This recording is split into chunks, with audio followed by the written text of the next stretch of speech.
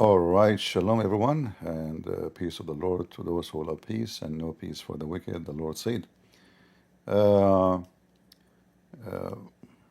"I did not give an advance for the live, so not many people knows that I will be live here, but that's okay. Just want to share with you some update about the news we received. This is footage from Iran. During the night time, there is many news released by the Israeli. And it's obvious that the Iranian army is nothing but a cartoon. Uh, Yesterday, if you remember, I said I don't think the Iranian they will be able to retaliate, and the Israeli Air Force are flying on the top of their head. And we heard then little after that Iran they launched 100 drone toward Israel. It turned to be all those drones are coming from Iraq, not from Iran. And not a single one of them was able to arrive to Israel. This is how cartonic is the Iranian regime. We will hear a little bit of the news and we will continue our comment about what's happening. By Israel directly against Iran, one that is still ongoing and will last as long as it takes, say Israeli officials. There you see just some of the sites that have been hit, including Iran's biggest nuclear facility at Natanz and the capital, Tehran. At least 78 killed in attacks that began in the middle of the night and also took out two top commanders of the Revolutionary Guards. Catherine Viet has more. And here you notice how much the Israeli are able to penetrate the regime of Iran to the point they knew where the guy bedroom is. If you look at those buildings, you will see they did not destroy the whole building in order to guarantee that this leader is dead. They have a very precise hit to kill the person, and they were able to kill. This is telling you how much weak the Iranian regime, to the point their leaders, the Israeli, they knew where they live, which room they will be sitting, where they sleep. And they hit that target only. They don't want to kill civilian as the Iranian trying to claim. This leader, he live in this apartment. This apartment only is targeted. Very precise, very successful, and very high intelligence. You see, if you compare between the Israeli and the Russian war against Ukraine, you will see the Putin, the filthy Putin, he wanna attack the very smart, intelligent, high, planned Ukrainian attack on his bombers. How he retaliate? He sent swarm of Iranian drones to hit civilian buildings, who there is nobody there except civilians, women, children. Here you notice that the Israeli are doing their best to hit only the specific target, which is the leaders. Now, for sure, you attack an apartment, but doesn't mean the apartment next to it will not be damaged or somebody get hurt. But they are being very careful in how they hunt their prey. Other thing I learned, that the Israeli, you remember yesterday I was saying, it's going to be very exhausting for the Israeli to send their airplane going backward, forward to Israel. It's a far distance. It turned to be that the Israeli have a base inside Iran. I mean, can you believe it? How bad this regime is, to the point the Israeli have inside Iran their own bases. It's hard. It's like a James Bond movie, So again, the Israelis surprising their enemy, the same they did to Hezbollah. They have many bases inside Iran, and those bases are Israeli bases. How in the world the Iranian did not see them? How somebody can have such a base, and he is the enemy in your land, and nobody notice it? you know. So most of the attack happened by drones, happened by bases of Israel, by the Mossad, inside Israel. So the Mossad, they have a massive team inside Iran, one team to find the location of every leader. Imagine there is secret meeting. You see those leaders who they are become shish kebab, those they were having secret meeting. And the secret meeting, nobody knows about it except the Israeli. And they were like a couple of floors under the ground. So the commanders and chief of, like many of them, not all of them, because some they are like not invited for the meeting. They were in their apartment sleeping. But there was a secretive meeting for those guys. They are secretly meetings under the ground, very deep under the ground, and supposedly this is a very, very secret meeting. And guess what? The Israeli, they knew about it, and they made them all shish kebab. So it was a very precise, smart, intelligent superpower. You see, there's countries who they are superpower, like Russia, but they aren't smart. They are donkeys. You know, Russians just attack. You know, just go like the Arab. Those are different. And imagine from 200 jets, not even one of them have a scratch, which means the air defense of Iran is dust.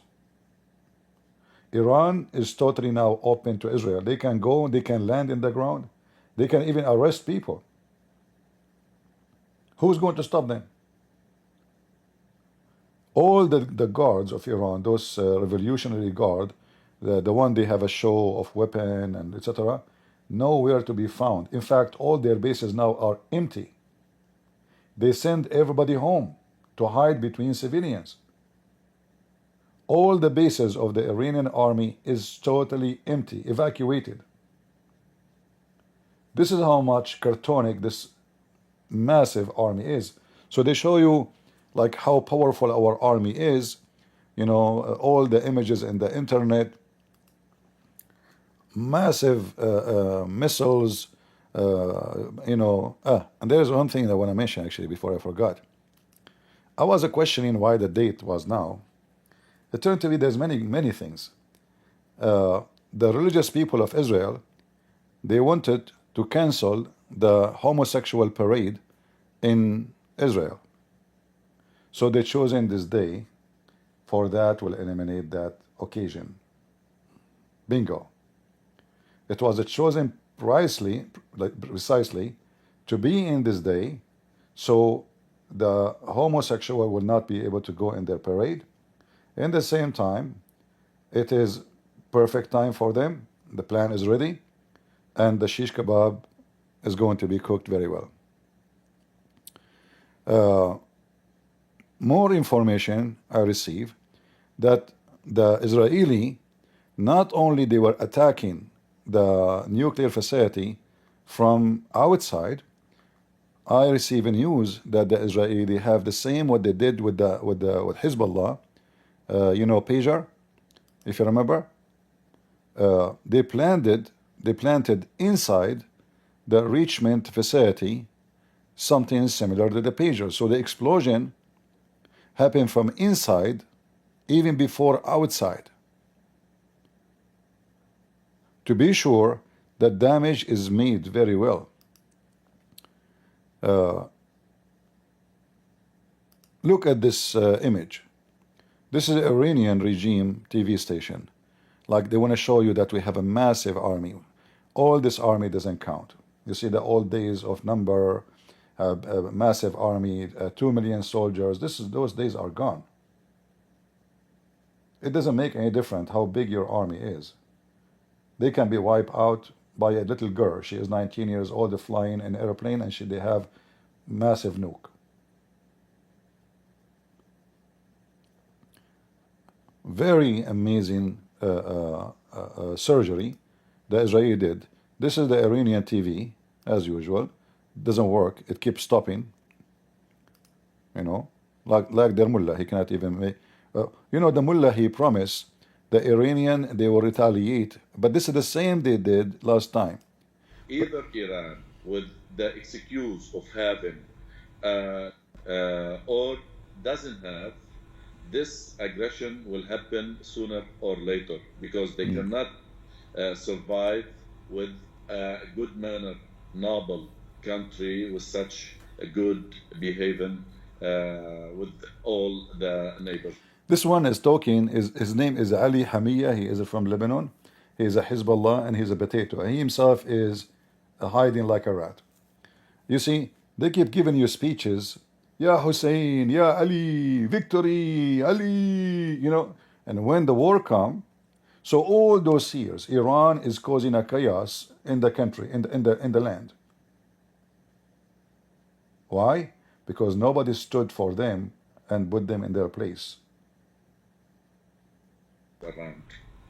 Yes, and with that, Mr. Hamid, let's go ahead and come to our studio here in Tehran with our Press TV colleague, Mariam Azhar. Mariam, so over the course of today, over this rolling coverage, we've been hearing a lot of condemnations, whether pro-Iran or pro-Israeli entity. We do have Iraq has actually lodged a formal complaint with the United Nations Security Council accusing Israel of violation of the Iraqi airspace during the attack on Iran, according to Baghdad's foreign ministry, and they're saying that these actions are flagrant violation of Iraq's sovereignty and urge the Security Council to assume its responsibilities to prevent any future breaches. I mean, while you do have some nations around the world saying that we need to see some diplomatic solution and we should. Look at the hypocrisy of this Iranian TV.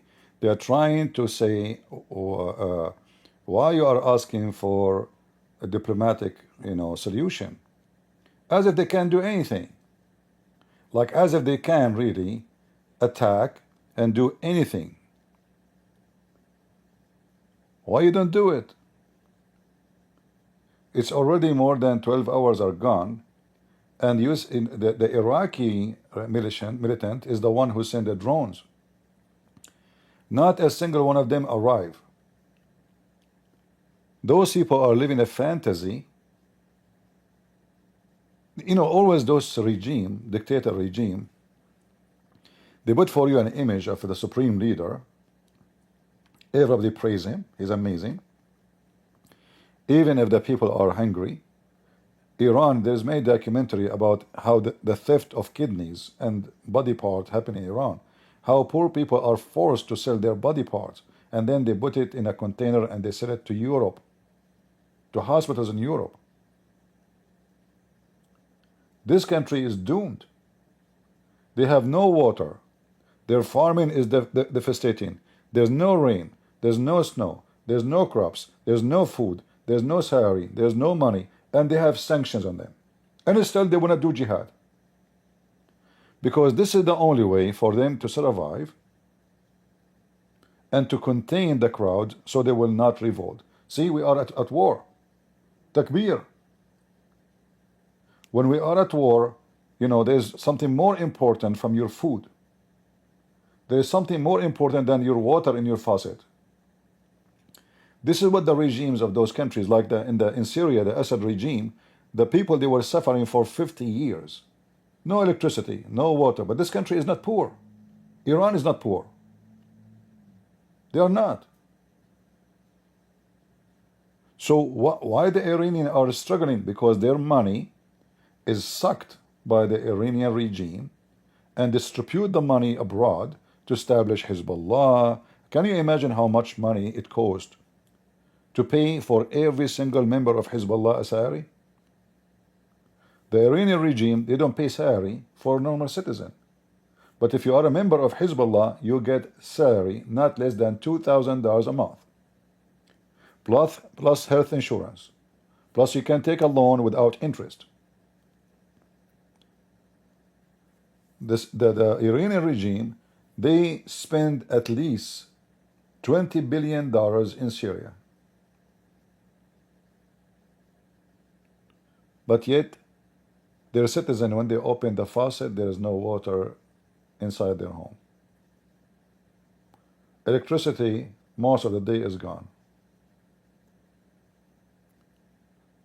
All what they have gathering people by millions and shouting takbir, the jihad, and the garbage we hear like now, ranting like dogs. In the same time, the Israeli,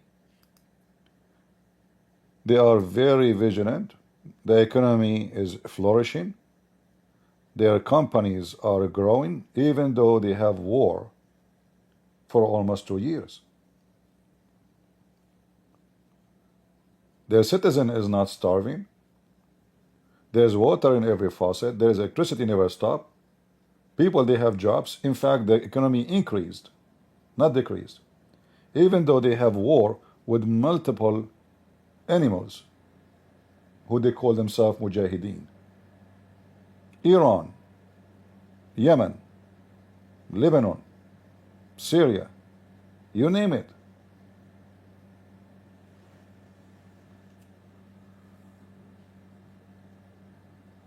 We cannot compare between the garbage they have,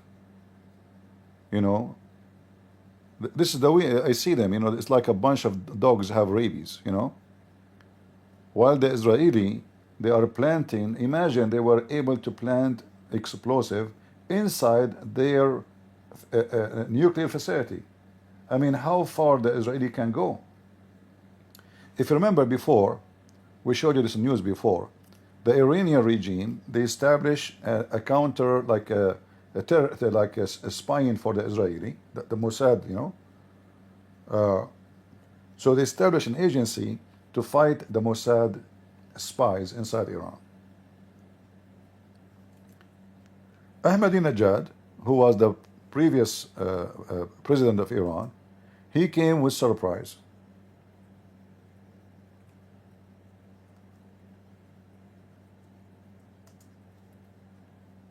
Iran, when they established this agency to fight the spies of the Mossad, they hire the head of the agency and turn to be he is a Mossad agent. Can you believe it? How in the world, how that can be possible that the Iranian regime, they establish an agency to fight spying from the Mossad, and then the head of the agency is a Mossad. And for sure this is not a fake news, this is Ahmadinejad saying that.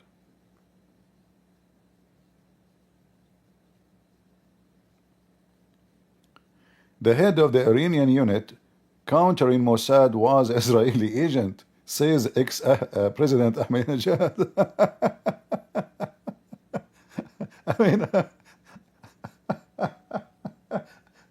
I mean, this is, if you see it in a movie of James Bond, you might say, yeah, come on, that's too much. This is a big fat lie.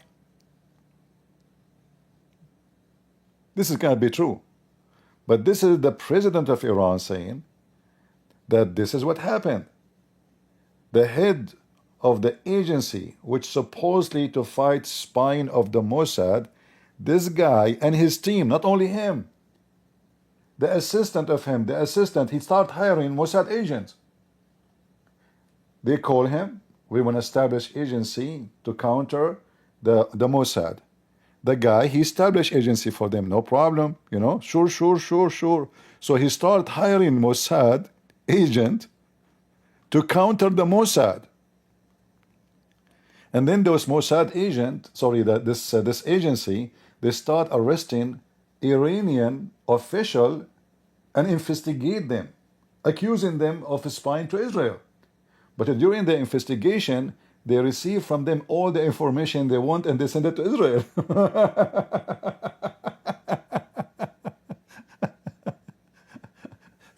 So imagine how the shish kebab is working. So now they became the top authority. They can question anybody. Nobody is high, officer or high rank.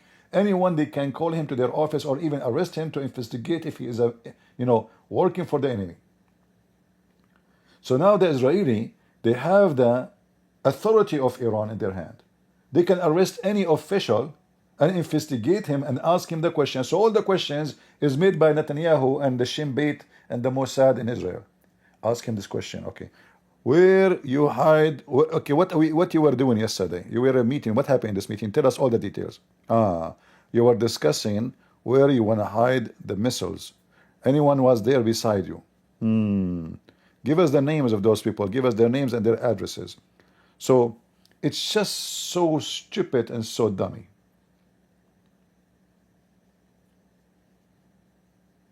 And they keep talking about we will retaliate when they cannot even control their own street.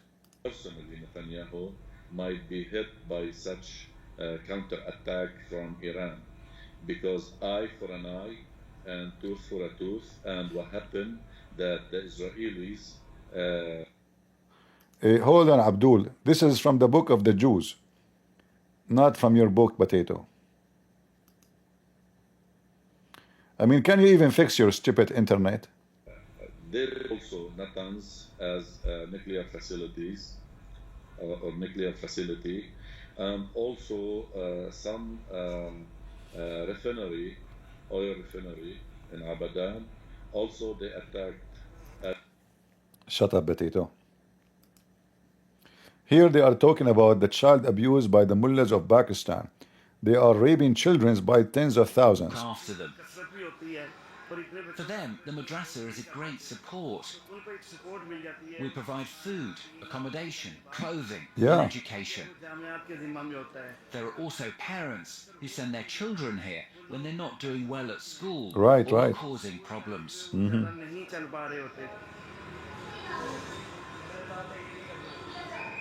The students' daily routine is punctuated by lessons, meals and prayers, from the first at dawn to the last late at night. There are around 100 boarders. They are cut off from their families, whom they see only once every fortnight, and only have access to their telephones on Thursday evenings. Liqaul Mohsin denies having been confronted with any case of assault on minors on his establishment. True. However, he has put in place certain rules, which he justifies in his own way.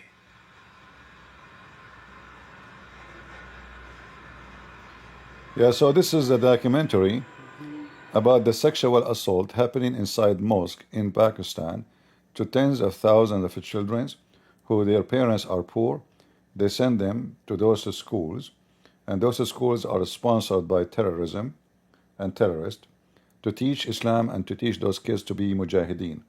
But during the process, they sleep with them, they rape them, they abuse them, and then that will make you a perfect mujahid for the future, because now your bum is already screwed. Yeah, this is the documentary.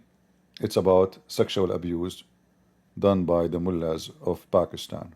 You know, for sure they will deny that, but for sure, you see, when the smell became so strong, to the point it reached all the way to Europe, that means the smell is so strong and the food is rotten to the point it went all the way there. Otherwise, God knows for how long this is happening.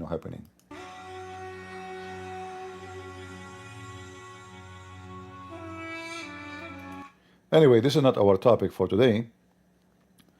Let us see more update. Trump says he was fully read in ahead of the time of Israel plan. We know that. This is not a big deal. Let us see here. U.S. shift military resource in Middle East in response to Israel strike and possible Iran attack. I don't think Iran attack can be really taken any serious.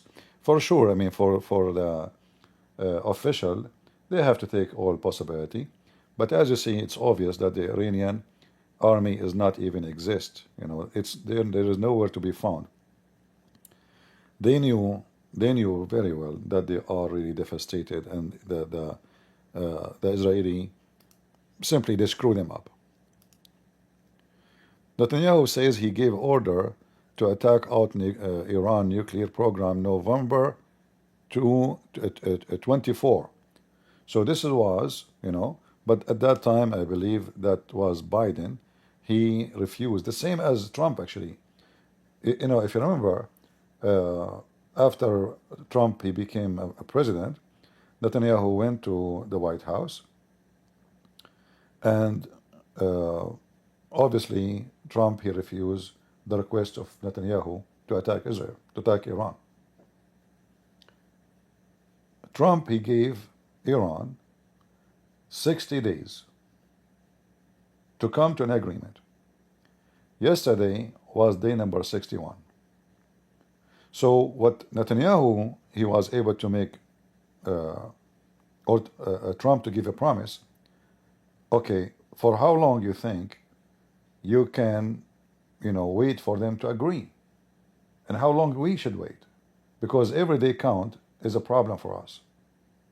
So obviously, the 60 days agreement, it is done by Iran, by Trump, and by the Israeli Prime Minister.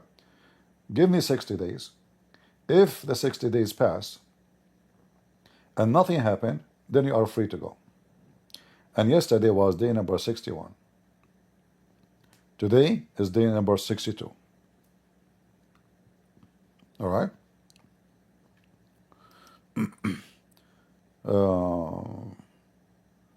This is here. Footage shows large blast at Iranian military site in Tabriz. Where is the footage? All right.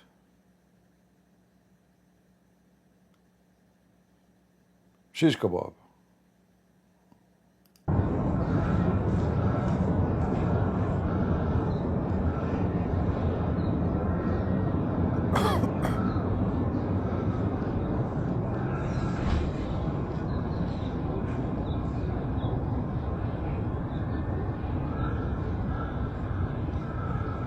Look at the fire and the smoke everywhere.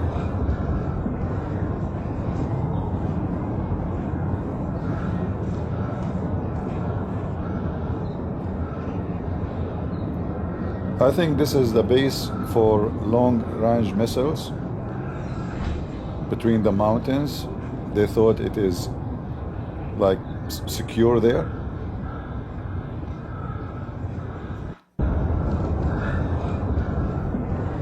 Yeah.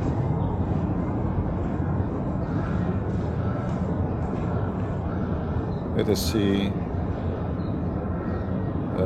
what else. Okay, we got it. So here, this is a Twitter.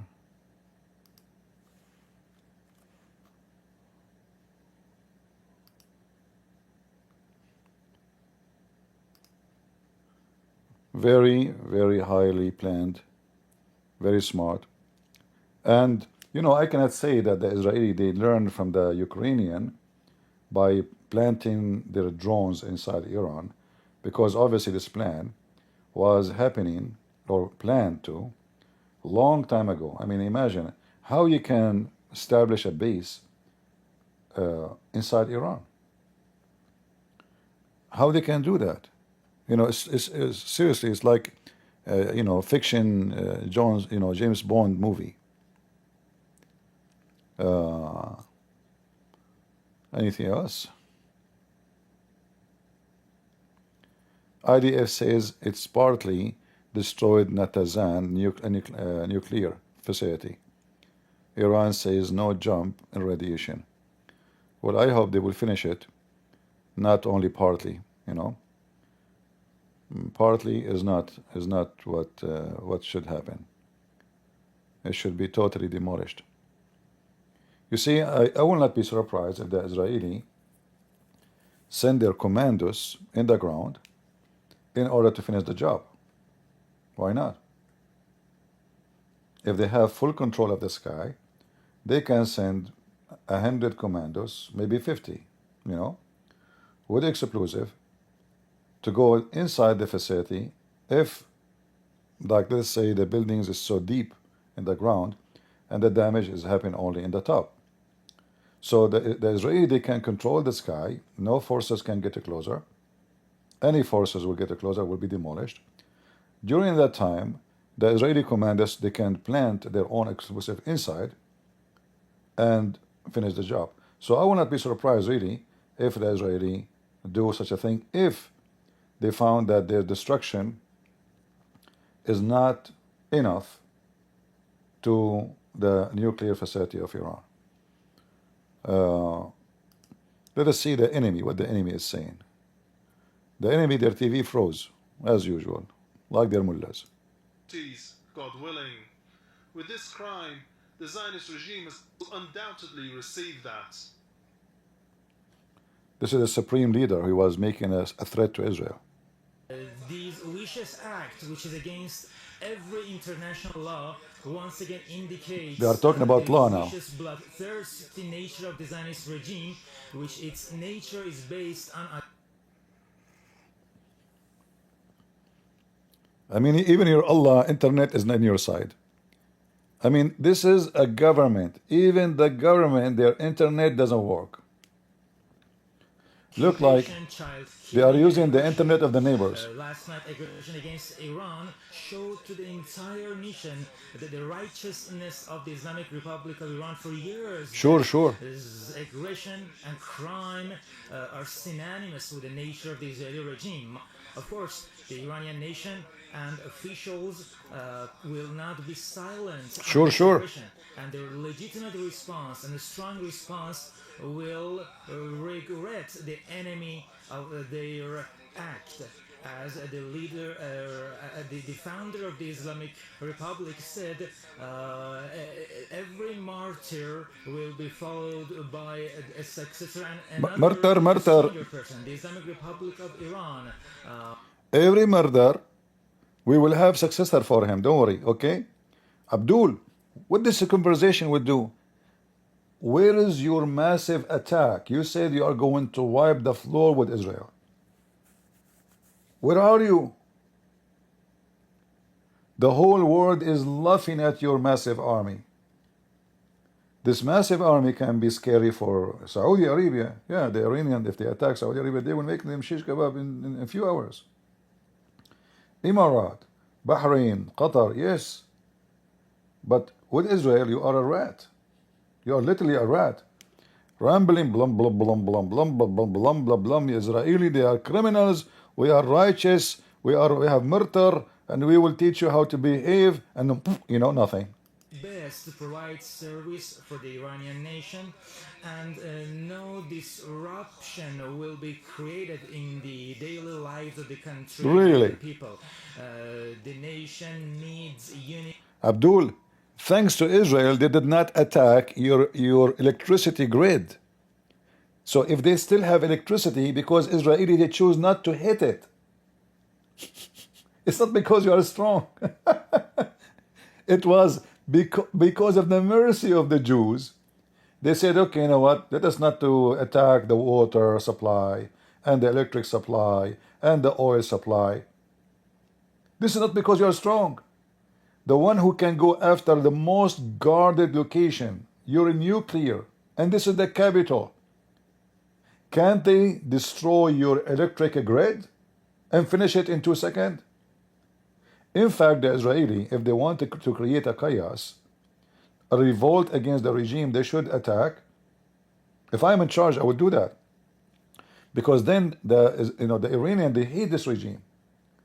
And when people, they have no water, no electricity, I know it's painful, but painful is going to create revolution.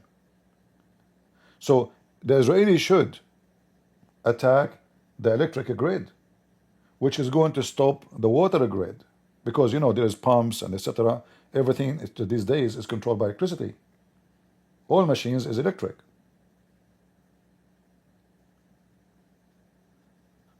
And here we go. Major General Hussein Salami, what's wrong? You Muslims, you always want to be Shaheed, a martyr. Okay. I mean, the Israeli, they give you what you wish. Isn't it? This is what you do in every speech. We wish to be martyr. We wish to die for the sake of Allah. And then when they die for the sake of Allah, they accuse you of murder. Haram. We are victims. What is the international community? Those people, they plant bombs everywhere. This filthy regime is the one who killed 200 Jews in Argentina, if you remember. They put a bomb inside the synagogue and they killed 200. And this is why now, actually, I want to warn the Israeli. Those are cowards. So they will not be able to respond to you in a military way, but they will look for a weak spot, a Jewish synagogue somewhere.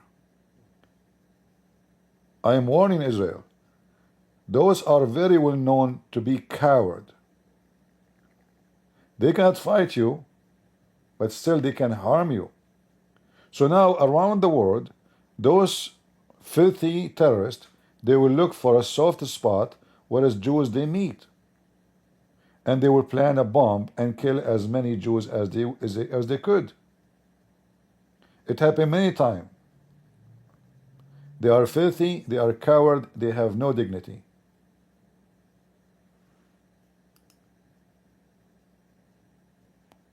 What happened? Their TV stopped again, as usual. We have to refresh the page every... A deafening explosion shook everything around me. The blast wave was so powerful it lifted me off the ground and slammed me into the ceiling. Glass shattered everywhere, windows bursting apart. This is Abdul explaining what happened to him with the Israeli attack. But here you notice that the Israelis are not attacking civilians. This is what the Iranians trying to say. Because if they want, they can destroy the whole building. They attack a specific apartment where one of those terrorists live. Otherwise, the one who wanted to kill the civilians, he will bomb the whole city. He will destroy the whole building, not a specific apartment. Like if you see in the picture behind him here, there's one apartment is severely damaged, and then the one is close to it is the one hurt again, because simply they are so close. But the rest of the building is very safe. We know that the Israeli, they can't take the whole building. Why they want to take one apartment? Because simply they are not doing attack on civilians. They are attacking the terrorist, specific persons who they are leaders in the so-called Revolutionary Guards, who guard nothing except their balls. That an incident had happened in Sadabad area. I called my friends, told them that I was in Sadabad, but I hadn't seen anything. They sent me a photo of the struck building, which was the building where Dr. Taranchi lived. I went up to the roof at 3:30, after I heard a terrible sound as if a very large bomb had exploded. Then it was on the news, and later we saw Iranian fighter jets patrolling the sky, and then we came to the street and saw the ambulances coming. And imagine they are using AI to translate. This is the voice of a machine. The translator here, they wrote an article, and they click Google read, you know. They wrote it in Iranian, translate to English, and then they click at the speaker to read. I mean, look how weak they are. I mean, even their media is a shish kebab. Let us go to... yeah, here they still have a documentary about sexual abuse to children in Pakistan. Pakistan is a very wonderful country. I encourage every one of you to go to Pakistan. Yeah, rub yourself.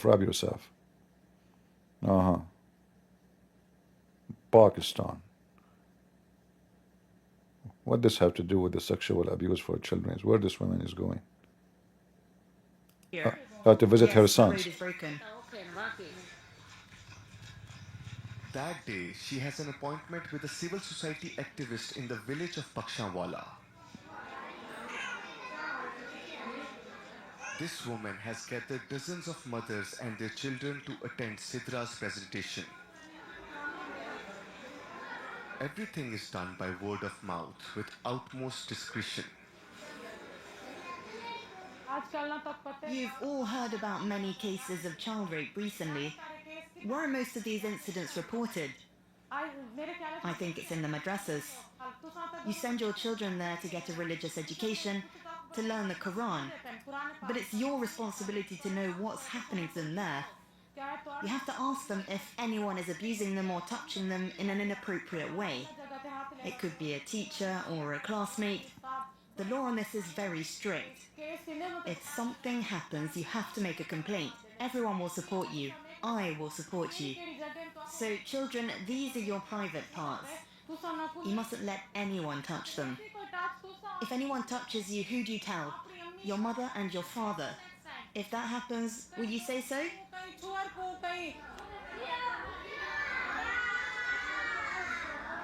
Poor kids. What did I explain to you? What's a bad touch? What's a good touch?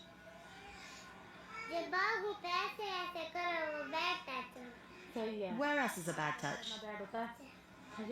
Okay, are there any other places? Okay, here, yes. If someone touches you here, what is that? Okay, what is a good touch? Okay, good. What are the other touches? Bad touch, yes. Here, most Well, cases that's of abuse good. go unreported. That's good. They are teaching the kids like how to recognize what somebody is doing to them because, you know, those are naive. They don't know what's happening. So it's good actually to have a program to teach kids if something happened like this to you, you tell your dad, you tell your mom, all right? And actually, I think this should be a program in every school in the world because always there's a pervert somewhere, like not necessarily in school. You know, your son or your daughter playing in the street, you know, a predator, a filthy scumbag, he might approach them and he give them a candy, you know? So they are kids. So you need to teach them, don't wait until things happen. So now this program here launched because tens of thousands of little children are molested or raped in Pakistan, and because the one who is doing it is religious leaders, nobody dare to open his mouth. Because it's like, you know, this Mimi Hijab. This pervert, he go and he lure women to sleep with him. And he convinced them that this is marriage. And when the women, if one of them should open her mouth, all the Muslims will side with the pervert, Mimi Hijab, because he is doing service to Allah. So what if he F women or two or three? So what? They agree anyway to be effed, and they are not kids. Same the scenario. Here they are kids. Even though Muslims suppose they should be like very angry, but as long this is a mullah, who is going to accuse a mullah that he is not a good person? The whole society will go against you. Like this is when they pray. While an investigation is carried out, the matter seems to have been ignored, as if nothing had ever happened. They touch them when they are praying. They molest them, and then they F them.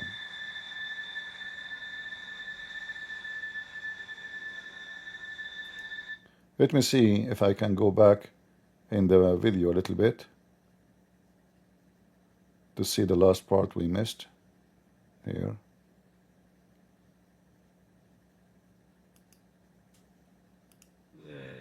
Because he has hurt us, but we're relying on justice. The chain of madrasas to which they belong is very close to the highest Islamic clergy, and they also have a strong local influence. If we had hired a local lawyer, they might have put pressure on him and tried to weaken our case. So we called in a lawyer from outside the town. The accused remains in prison for the duration of the investigation. Wahid's relatives leave the court slightly reassured. Yeah. In the district of Kasur, a bereaved father could not get justice for his son.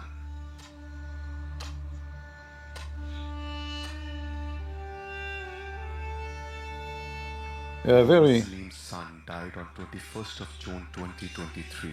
Samar was 8 years old. He was thrown off the roof of his madrasa after being raped. See? They rape his son. This is my son, Samar Salim. When I saw him in hospital, blood was pouring from his mouth and ears. He was in no condition to speak or open his eyes. I can't bear to look at this photo. All I can think about is killing that cleric or killing myself.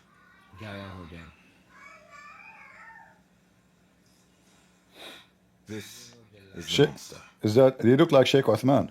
A stain on the name of Islamic scholars. Muhammad Salim is living a walking nightmare. The death of his son was followed by divorce and separation from his two other children, whom he sent to live with his sister. He denounces the corruption of the police, who, he says, botched the investigation. He also questions the doctors, whom he suspects of falsifying the autopsy report. You can imagine how corrupt this filthy country is. And then they come to the West, those Pakistani, and they want to bring Islam to you, when their own land is devastated by the faith of Muhammad and his religion and what the Arab brought to them. The police is corrupt, the doctors are corrupt, the teachers are corrupt, the sheikh are corrupt, the leader are corrupt, the prime minister is corrupt. I mean, every single one of them is a scam. And they claim that Islam is a solution. Look at them. Wherever Islam goes, disaster and termite come with it. Islam is a termite. They plant the seed of termite wherever they go. You know, when Winston Churchill, he says, rabies for dogs is the same as Islam for a human. He said a very smart statement. I can't even put it better than this.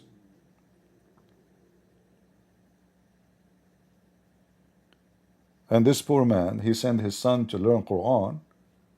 They rape him, and in order not to talk, they throw him from the top of the roof, thinking that, okay, he fell from the roof, he died, you know. And then when the family asked for to check his body, what happened to him, the doctors, they falsify document because they are under the threat of the Islamist. If you make such a statement, we will kill you. Or maybe they pay him. It's possible, whatever way it works. We go back to the news and see if there's any new update. Any new update here? All right. So Iranian, they hire a new guard chief. He says, gates of hell will open on Israel. This guy is confused between his anus and gate of hell. Like what he will do. This reminds me of the story of when the Caliphate Uthman was killed.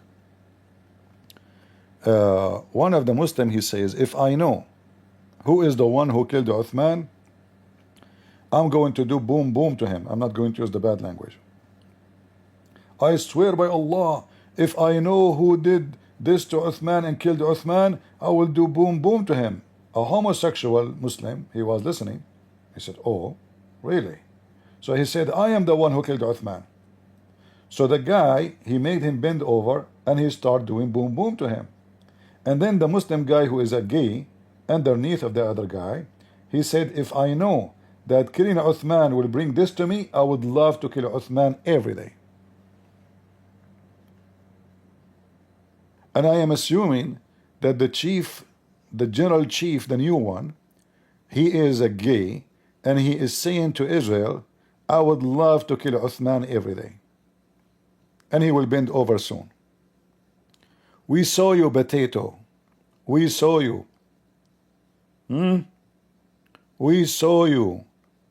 Aren't you sick of your stupid speeches, cartonic army? Pink Panther army? Cartoon. We will make you pay, I swear by Allah. When? We will make you pay. Like when? You know, it doesn't matter when, you know, like, yeah, you know, we will. All right.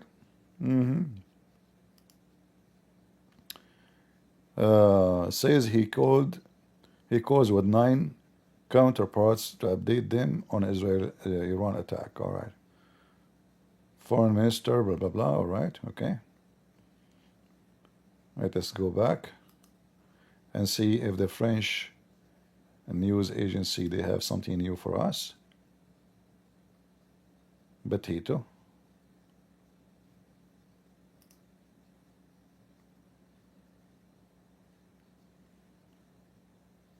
The goals of Israel. The goals of Netanyahu is the continuation of the war. First, to save his neck, to continue as a prime minister. And secondly, maybe in service of some Israeli ministers, if possible, to re-colonize parts of the Gaza Strip and to continue colonizing the West Bank.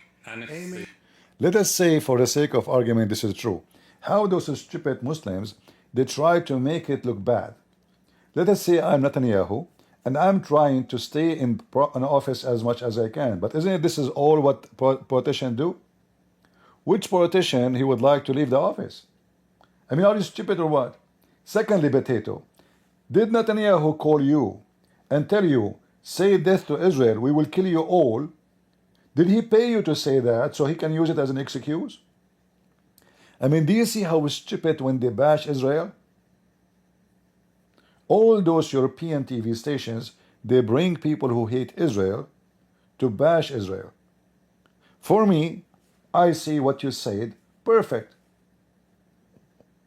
So you are saying to me that Netanyahu is smart and you are a donkey. And we arm the smart with the excuse to be powerful. So we say death to Israel, but we will never kill one.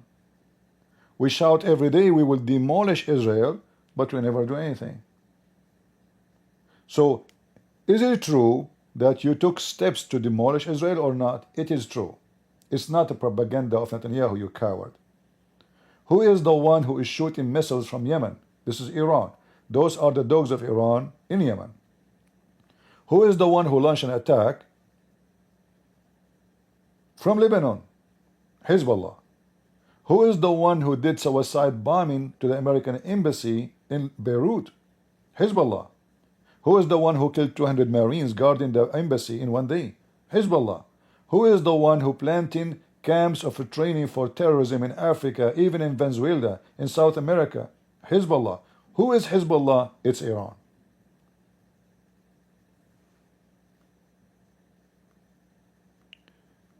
This is the truth.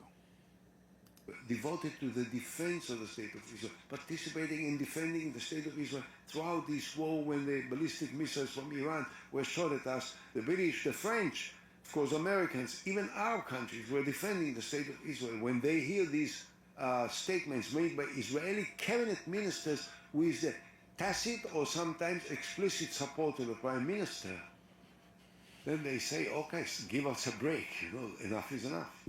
Enough is enough. Can Donald Trump deliver peace in Gaza and maybe a political horizon for the Palestinians, or...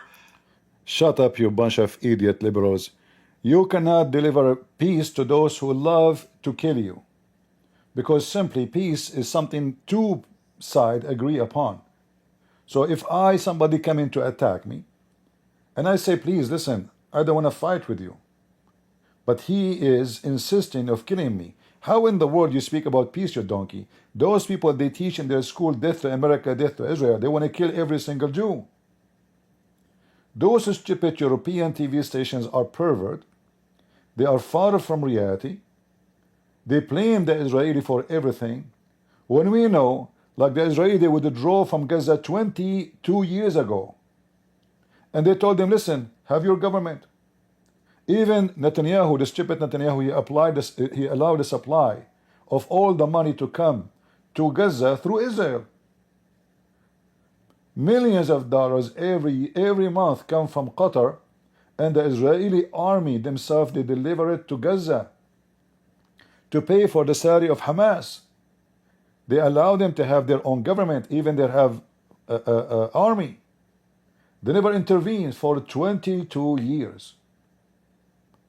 Did that stop them from planning to kill every single Jew? No. The stupid Israeli, once upon the time, they agree with the stupid American to sign agreement with Yasser Arafat. By doing that, they give a legitimate reason for so-called Palestine to be exist. But we know that there's no country ever exists called Palestine. But the one who gave that name, the state of Palestine, is the stupid Israeli when they signed the peace agreement. The Israeli, they are desperate for peace, but they are donkeys at the same time, because no peace with the wicked. They are wicked. So they sign agreement for peace as like, okay, let's take this for now. We make the international community recognize us, even Yasser Arafat, who kidnapped tens of airplanes, is a terrorist. So now his name become President Yasser Arafat. This is how stupid the Israeli at that time when they agree to sign this agreement. So the terrorist Yasser Arafat became Mr. President Yasser Arafat, and all European countries invite him for meeting. That is a big mistake the Israeli did, because they thought they can have peace with those wicked. And then what happened? Are we going to have peace? No. They want to do jihad. And they want to take more land. So you keep giving them more land until one day you have no land to give. You will be out. Any peace agreement have to be done by two people who believe in peace. Not by one who believe in peace and the other one want to kill. The Quran, actually, somebody, he made a comment in the previous video. I'm sure you saw it. I did pin the comment. He said, CP, Trump, his job as a president to negotiate for peace. We should not like brace for war. This is how ignorant those people are. This is not a conflict of politics. This is the religious motivated war. Have nothing to do where the Jews are. Even if the Jews are living in Australia, the Muslims are obligated to go after them in Australia.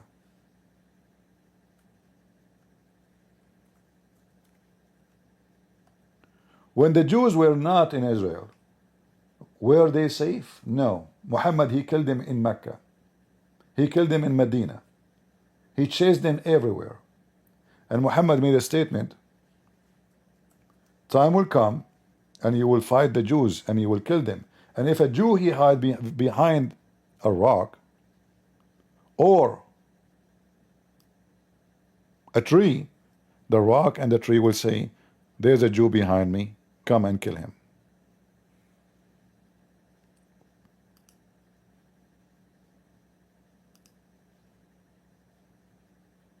Ignorant, didn't know what they are talking about.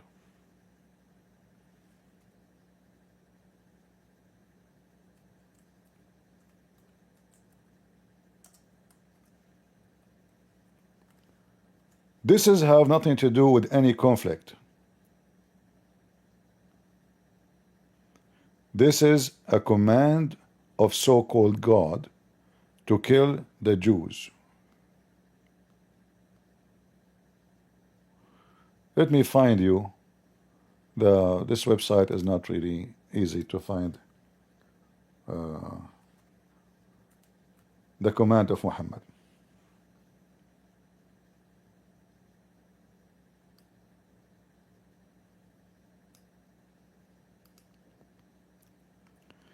This is the highest Islamic scholar of Saudi Arabia, quoting the hadith of the filthy Muhammad. In case you do not know what hadith mean a speech.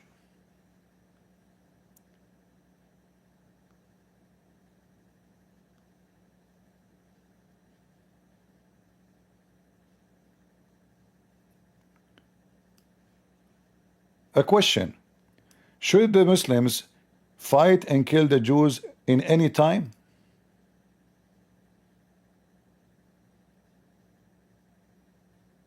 At what time? At any time. The translation is not correct.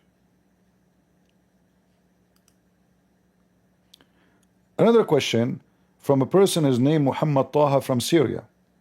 He is asking a question: if this hadith is a true,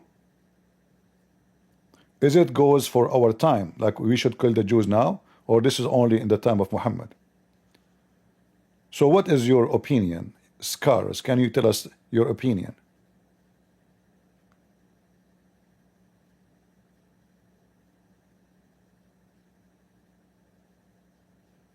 Is it in the era we live in, or it's only in the time of Muhammad? All right, the answer is yes, it is forever. And this is the answer from the mullah, saying the following: the hadith is authentic. It was narrated by Al-Bukhari and Muslim in two Sahih and other its wording. The Muslim will fight the Jews and will be victorious. Enter the trees and stone will say, O Muslims, O servant of Allah, this is a Jew, come and kill him. What is his crime? He is a Jew.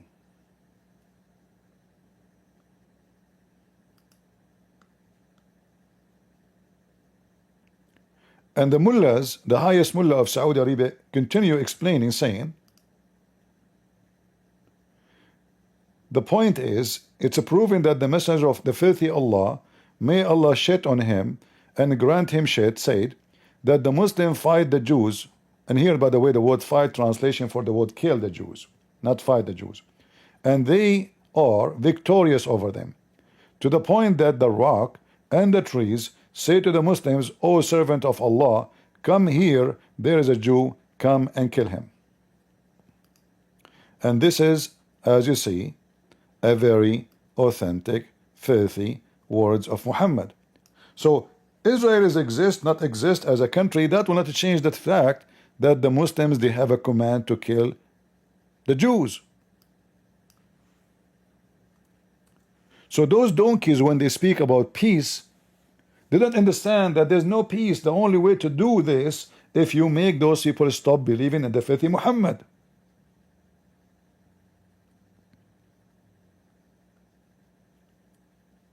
And as you see, that this will keep going until the day of judgment. Muhammad, he said that. The hour will not begin. When they say the hour, what does that mean? The judgment day. Until a man passes by another man, grieve and witness that he was in the place he deceased. What does that mean? He continue here. The last hour, Muhammad said, would not come unless the Muslims fight to kill the Jews. And the Muslim would kill them. Would do what? Does it say Israel? Does it say Israel? No. The Jews. It doesn't matter where the Jews are. The Jews in America, the Jews in Australia, the Jews in the moon. The Muslims have a duty to kill them all. So the Muslim would kill them, which means kill them all, until the Jews would hide themselves behind a stone or a tree. And then even the stones and the tree, they would become doing jihad with the Muslims. So they will tell the Muslims, hey, there is a Jew here behind me, come and kill him. And the stone and the tree would say, Muslims, O servant of Allah, here there is a poor Jew behind me, slaughter him. There's a Jewish woman behind me, rape her and kill her. There's a Jewish child behind me, cut his throat.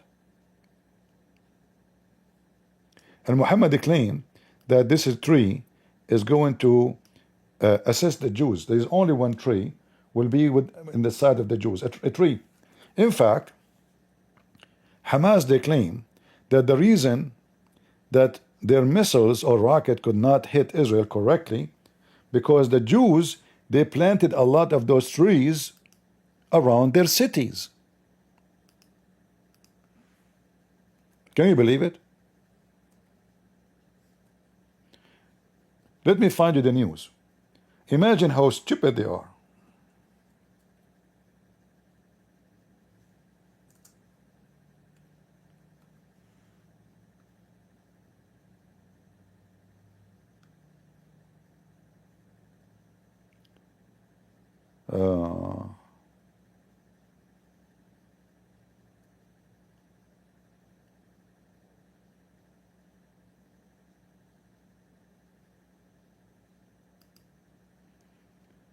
Look at this stupid newspaper claiming that Israel is planting this tree so they can protect their cities from the rocket of the Jews, of the Muslims.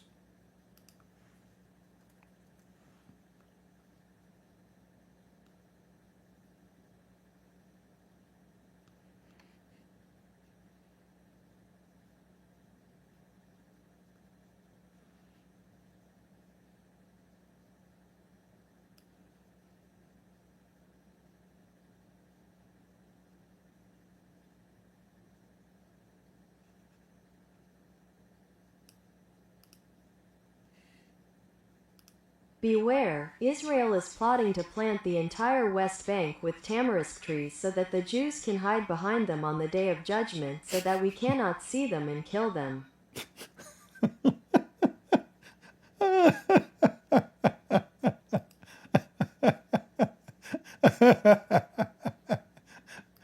You know, when I say stupidity is amazing, it is amazing. But I hope you understand that this is not a conflict about land. Only stupid people think that this is because Israel are stealing the land of so-called Palestinians. First of all, those are not Palestinians. Those are Arab. Ask any one of them, are you Arab? He will say yes. How you can be Arab and Palestinian? Do you know what Palestinian mean, you donkey? The Muslims in Syria are not Syrian. Those are Arab. The Muslims in Iraq are not Iraqi. Those are Arab. They occupy the land. They colonize the land. They are the thieves. The Muslims in Egypt are not Egyptian. Egypt is Africa. African are not Arab. They occupy all the land, all the Morocco, Tunisia, the Amazigh, all the tribes. They force them to speak Arabic. They force them to convert to Islam. Egypt is the land of the Coptic. Iraq is the land of the Assyrian and the Chaldean. None of those lands, even Turkey, does not exist. And then they say the Israelis are the one colonizing land, when the fact is, all of Islamic countries are a colony.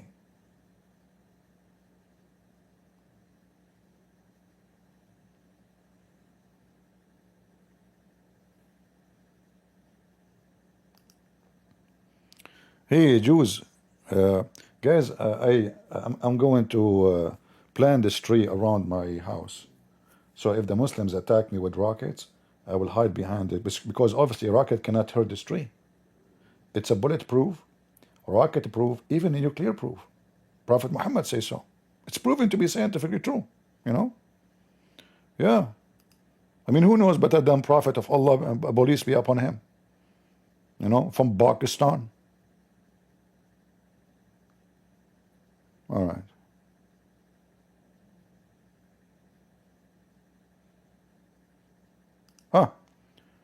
This is new.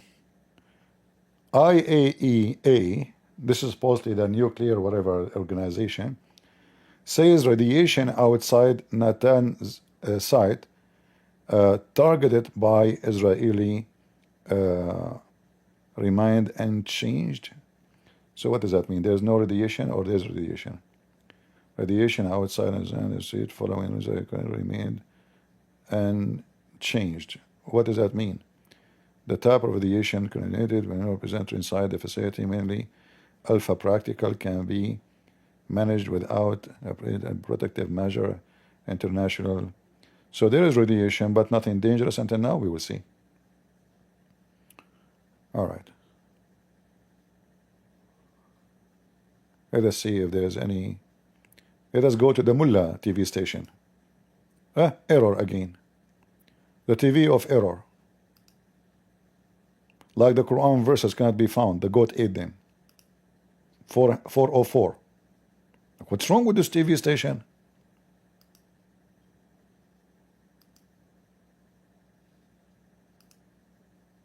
What the heck? Okay, I have to say inshallah. Hold on. I forgot to say the powerful word. Inshallah, this TV station will work. Listen, it will work now, guarantee. Huh? Now it's going to work. The Muslim, they will say, Takbir. He said, inshallah. Look, it's going to. Man, this I thought it's going to work. And the Muslim will cut the recording and say, Christian Prince, he said, inshallah, the TV work.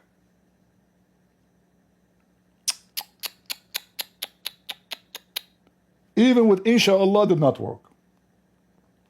You know, in the Middle East, Middle Eastern, you know, they have one word. They put it over everything. Inshallah. Like when you want to pay me my money back, inshallah tomorrow. Tomorrow never come.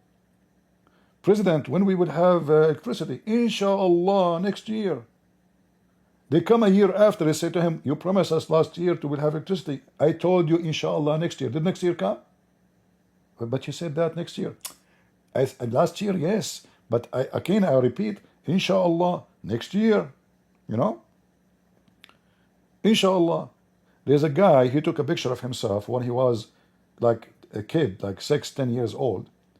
And there's a hole in the front of his house. And then I took a picture when he is 36, 35 years old. And the hole is still there. Why? They call the city, people falling down, cars are broken, tires are stuck. When you are going to fix that hole? The city answer, inshallah tomorrow. And this is inshallah. Inshallah tomorrow we will destroy Israel. Inshallah. Let us see now it's going to work. Let us hope. Come on, work. Come on. That is an insult to Allah. Shame on you, circle of death. Allah is coming. Allah is coming. By the way, Allah is coming with O, not you. All right? I know you have a dirty mind. Allah cannot come. Remember the Quran, the Muslim claim that Allah is not a male. So he cannot come. All right? Yet he claim in the Quran how he can have a son if he don't have a girlfriend. So he don't have penis, he cannot come. And yet he is making excuse how he can have a son if he don't have a girlfriend. He should say, how I can have a son if I don't have a penis or a peanut.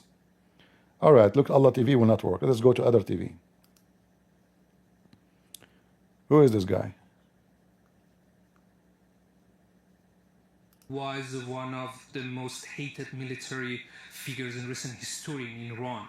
He was responsible for shooting down the Ukrainian airlines on October 2019, who killed 176 men, women, and children. Another point, for example, is that all of them were deeply corrupted. For example, Shamkhani, another IRGC commander, is known to be at the head of a multi-$100 million empire. People knew that, people hated it. So what? There are lots of tweets about their penthouses that have been targeted, IRGC commanders. Listen. So what if the leaders of Iran, each one of them is a trillionaire?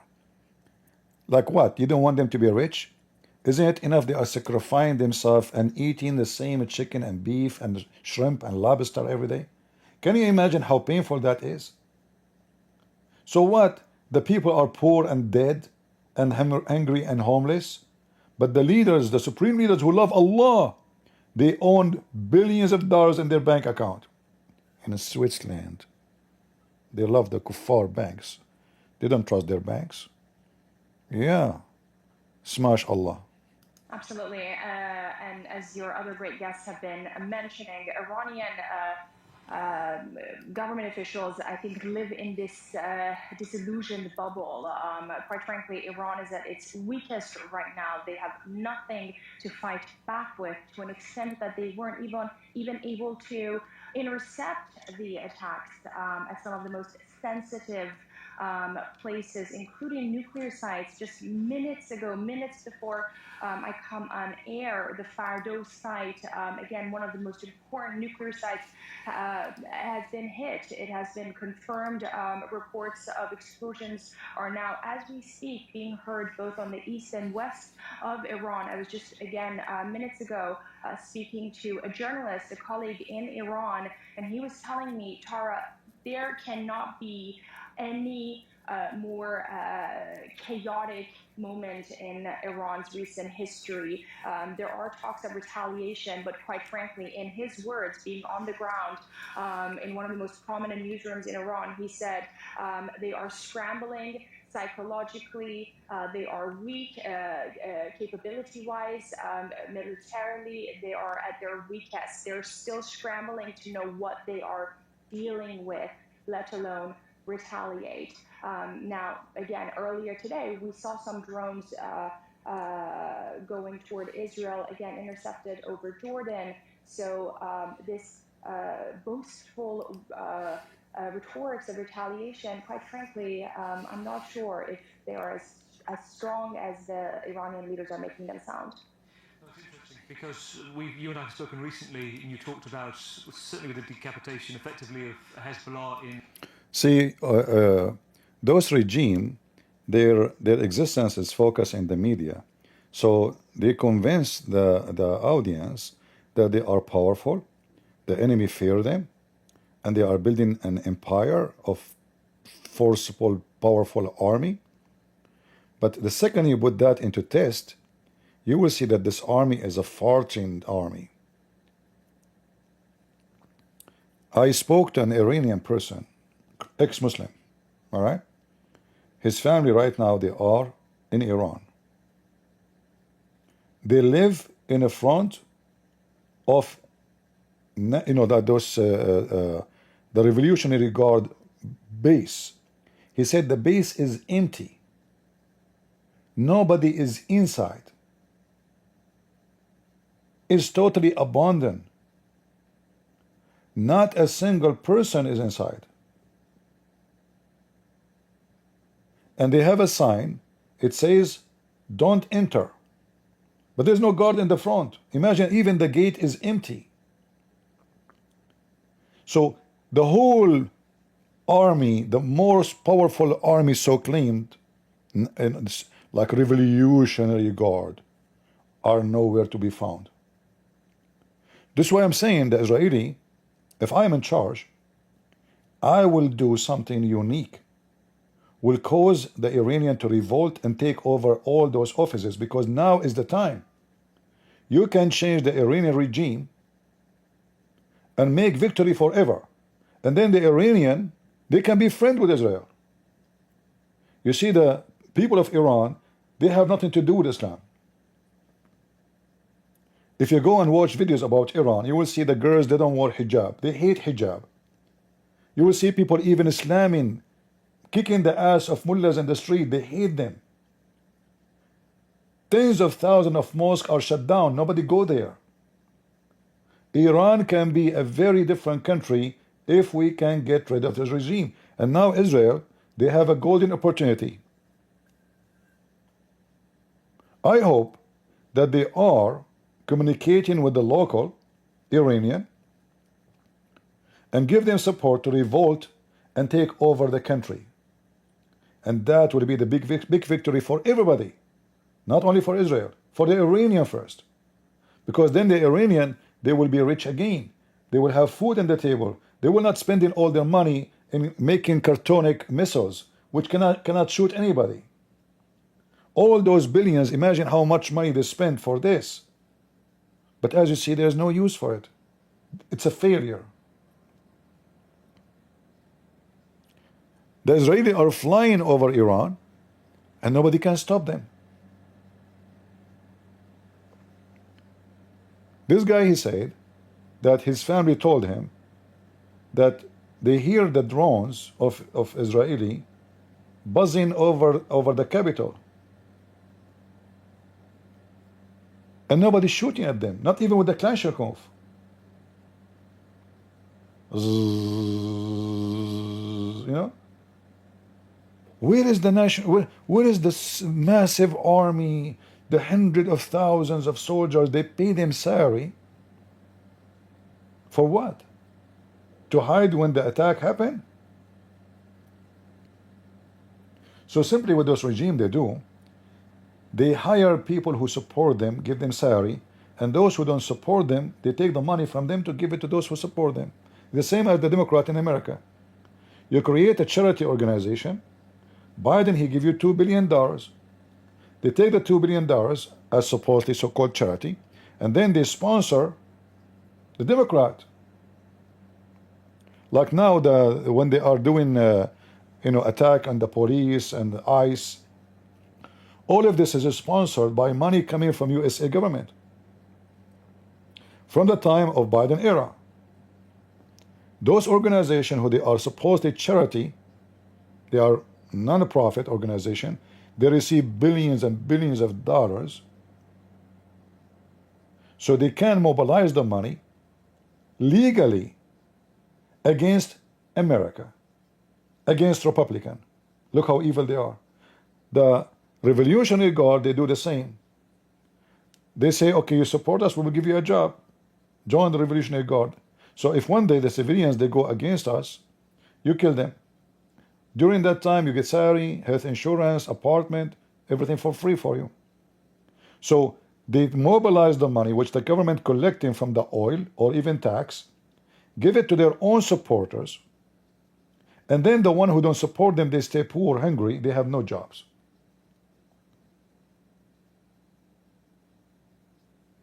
Very evil plan.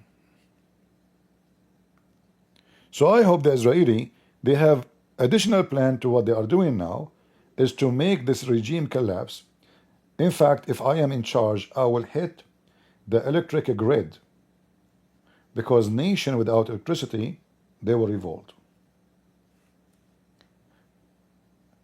You want them to revolt, you have to do something, even though you don't mean to hurt the Iranian, but you have to do something to make everybody go in the street. Hit the electrical grid. Let the country go sleep. Then people, they cannot continue this way, because no water will come home, no electricity, no air condition, no heating, no cooking, no hospital. Things is going to be out of control. Israeli should hit the electric grid. If you are an Israeli and you are listening to me, give my advice to your officers. And I know many Israeli here, they listen. Across several countries in the region is closed. Across Israel, across Jordan as well, and some land border crossings. And we're told that will be the case for at least, until at least some days. Some people saying 3 to 4 days. And Israeli officials I've spoken to, both from the army and from the intelligence, say they expect this to keep going for several days. So we're not sure how long it could take. They're not giving operational details, of course, saying that they want to keep an element of surprise. But this is going to be big. I don't think it's just, this is not over. Israel is launching fresh waves of attacks right now as we speak, in fact. And one comparison I've seen, I know you've been looking at this, is, and we're going to talk as well with Noga about who some of those assassinated figures are, but in terms of the sites, there's been comparisons with, a couple of weeks ago, with Operation Spider's Web in Ukraine, with Mossad smuggling drones into the country. Yeah, this is a fascinating aspect of what's been going on. James Bond movie. This attack was clearly planned so far in advance, perhaps years in the making, because what you had is perhaps similar to the Operation Spider's Web in Ukraine, but this time the Israeli secret services, with operatives on the ground, it seems, in Iran, Mossad operatives, smuggling drones and other precision equipment, we're told by intelligence officials, into Iran, into strategic sites near Tehran, and setting up a kind of base there from which drones could be launched to attack ballistic missile launchers, taking out some of Iran's air defense at the same time that you had these hundreds of planes and fighter jets over the skies launching these waves of attacks. They were taking out the Iran's air defense, and so basically giving the Israeli Air Force the supremacy in the air, and also limiting the capacity of Iran to strike back, which is perhaps one of the reasons we saw when they did react. It was with UAVs, it wasn't with ballistic missiles. I mean, that could still come. We do not have a picture at this stage as to just how damaged the air defense of Iran is, its ballistic missile launchers are. We don't know. They could still strike back. Hold on. The damage was... What do you mean damage? No. You see, the Iranian defense system work by air pumping, and the air pump is broken since the attack. And the order to have to make a balloon of air defense, they have to pump it with air. They are waiting for the supreme leader to fart, because his fart is so powerful. What air defense? I mean, they took over your country, and nowhere the air defense to be found. Where is the air defense? Defense what?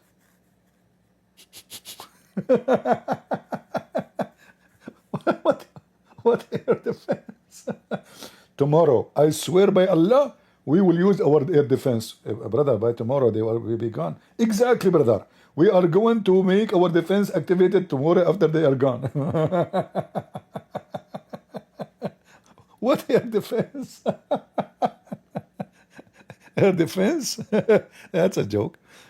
Every one of these specific Iranian military figures was spending the night, but also the fact that they were meeting together in very specific meeting rooms, salons. And so the Israeli army, for example, claims that it didn't just kill off the entire hierarchy of the Islamic Revolutionary Guard Forces Air Force, a major part of Iran's military operation, but that it killed off the entire hierarchy, that 20 other people were in the rooms with the 3 top commanders who were killed. This seems to be a sort of... Guys, imagine, this is supposedly a very secretive meeting. 20 highest commanders of the country meeting in a secret place. Who knows about this meeting? Nobody. It's a secretive meeting, except the Mossad. I told you 1 billion times, there's 2 you don't mess with, women and the Mossad. You don't listen to me. Potato. And look, they show you those trucks, and they have rockets in it. And look how big the truck, you know. Yeah, we have a... Look at the rocket, how long it is. It looked like my water heater in my garage. Is that empty or full of fart? Where is your missiles? Brother sister, we are going to have secret meeting. I hope the Mossad are not listening to us. However, we have a very extra Qthin. We are putting many metal around the world so they cannot spy at us by the hyper electronic technique tools. So we are safe. Brother, sister, sorry to say to you that our secret meeting obviously is not secretive. And the Mossad, they were able to penetrate through the ass of every leader of Iran.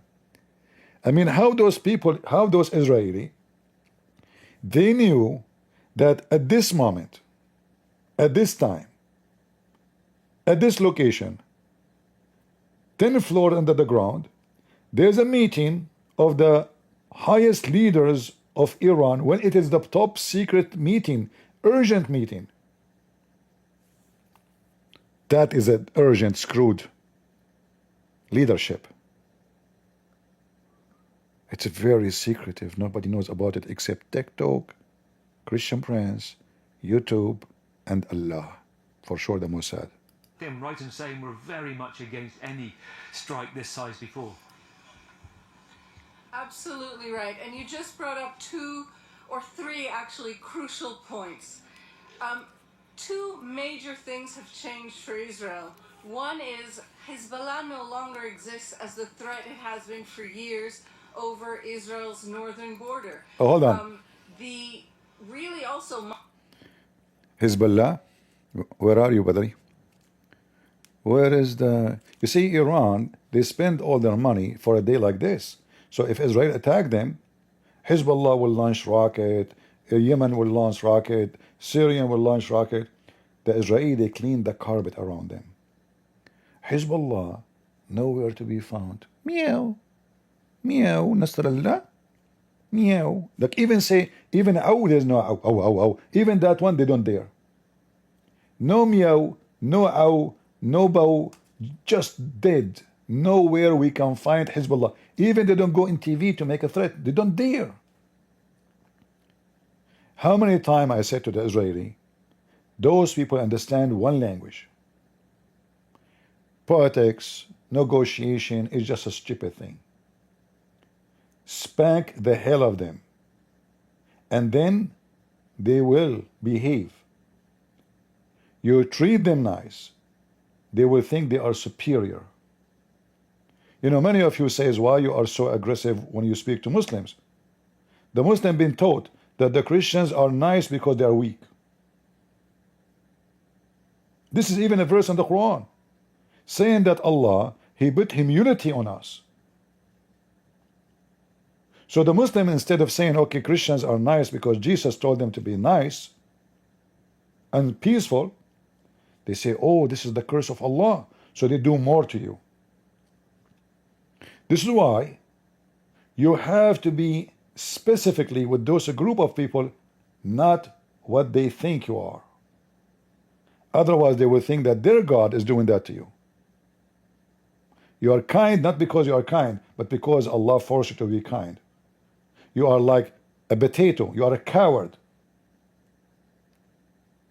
The Quran says, and Muhammad says, that the Jews, they find from behind their walls. But then we go check, we find that the Muslim, they hide in the sewage. And the Jews in the top of their sewage. Who is the one is hiding behind the wall? Thank you, Noga. Thank you for your comment, even though I don't like you. Posse, thank you. Let's move from Jerusalem, let's go to Tel Aviv. Let's bring in Jeremy Issacharow, the former Israeli ambassador to Germany from 2017 to 2021. Great to have you on the program this evening, Jeremy. First of all, as a career diplomat, you've tried to avoid deep party politics, but given the moment of the hour, do you think Benjamin Netanyahu has made the right decision today? Well, I think it's very, obviously the events of today are just... I mean, those questions are so stupid. Hey, listen, do you think that...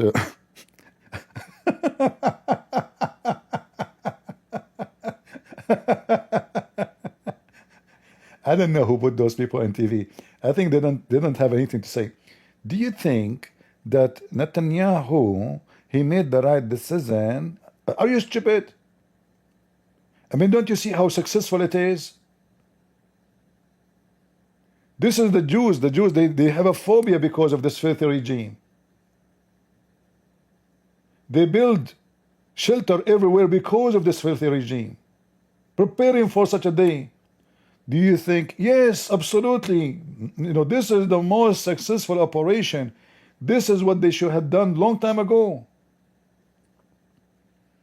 Is that a question? It's like asking your wife after she gave birth, do you think my sex with you 9 months ago was successful to make a baby? She already gave a birth, unless it was the neighbor. Oh, husband, I'm not sure if you were successful, but our neighbor, I was doing breastfeeding for him, for adult, as Prophet Mohammed said, and during the breastfeeding, he put something there. What kind of a question this question is? I want to know who hired you in the TV. Mean. Sure, I like Netanyahu now. I was upset from him for doing the opposite all those years. You see, I like strong leaders. I don't like cats. Even though we can say lion is a cat, but I like lions. In fact, they call this operation from the book of Number, chapter 23, verse number 24, that the people will rise like a lion. You know that, right? The Israeli, they are demolished. They've been killed. They've been enslaved, been tortured by nations. And God promised them that you will rise like a lion. The whole nations, they drank your blood. They prey on you.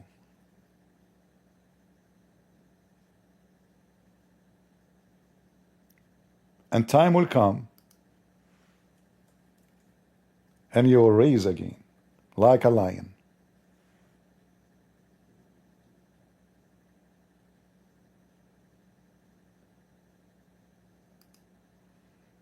All right. Let us see what they are saying here. This guy is still alive. I don't know why. I mean, why did they not hunt him? The last few years. Now, this strike may indeed actually make the possibility of Iran reaching some kind of a deal or even wanting to have a deal. It may remove that. I think it's just important to just to briefly point out, I think one of the big risks here when it comes to analysing the potential responses that Iran can undertake here, one of the biggest risks here is how this plays out over the long term. And one of the possibilities here is Iran perhaps, and this would be opening Pandora's box, pulling out of the nuclear non-proliferation treaty that dates back to 1968. That deal forms the basis of the 20... Here you see the delusion, the media they play. It's based on fear. What if Iran did this? What if Iran did that? The treaty you are talking about, you idiot, they never agree with it. They sign a treaty, but they do the opposite. I mean, do those people are stupid? They will withdraw from a treaty? Which treaty those people they sign and they respect?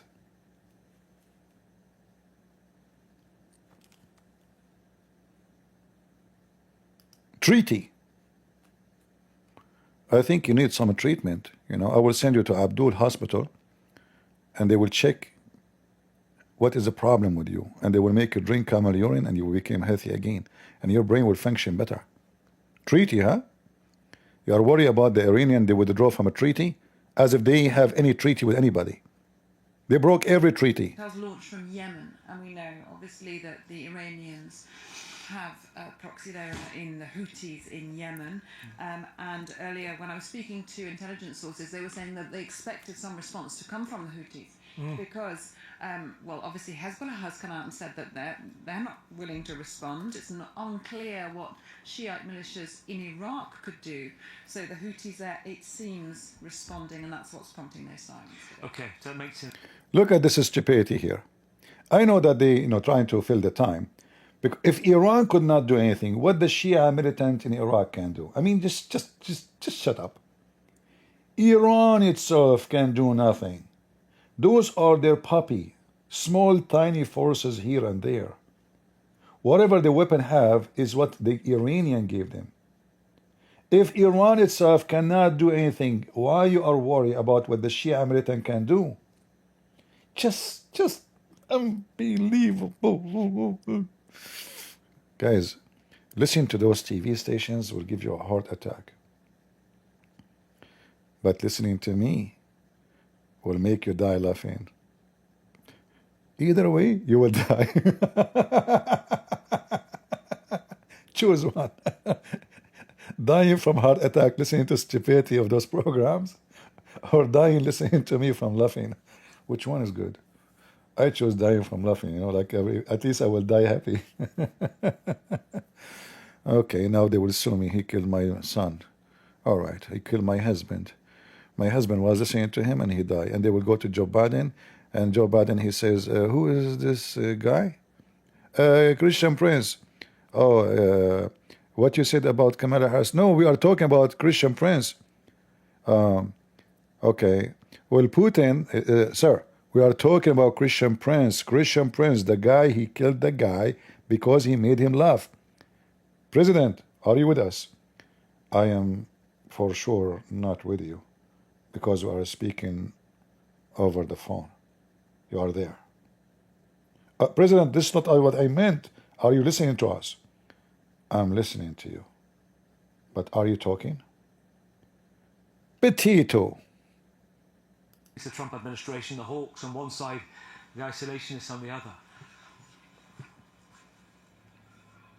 There's a real kind of sense here of... Hey, hold on. I'm not going to listen to you wearing pink t-shirt. I will skip you. Pink t-shirt? I mean, how you imagine, how you match those colors together? Who's your wife?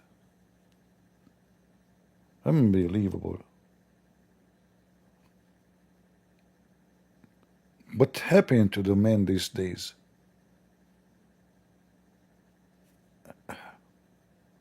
Who is your fashion designer? Don't tell me he's an Arab. Unbelievable. Yeah, we have to wait until he's gone, you know, sorry. I cannot handle this. It's too much for me. Let us skip to the Aryan TV. Maybe their TV will function finally. Let us see, give it a try.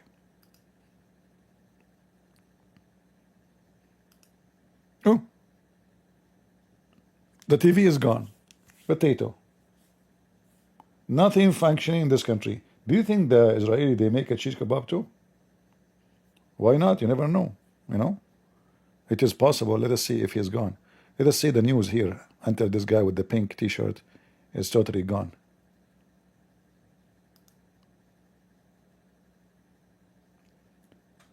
All right. Ballistic missiles from Yemen. Here we go.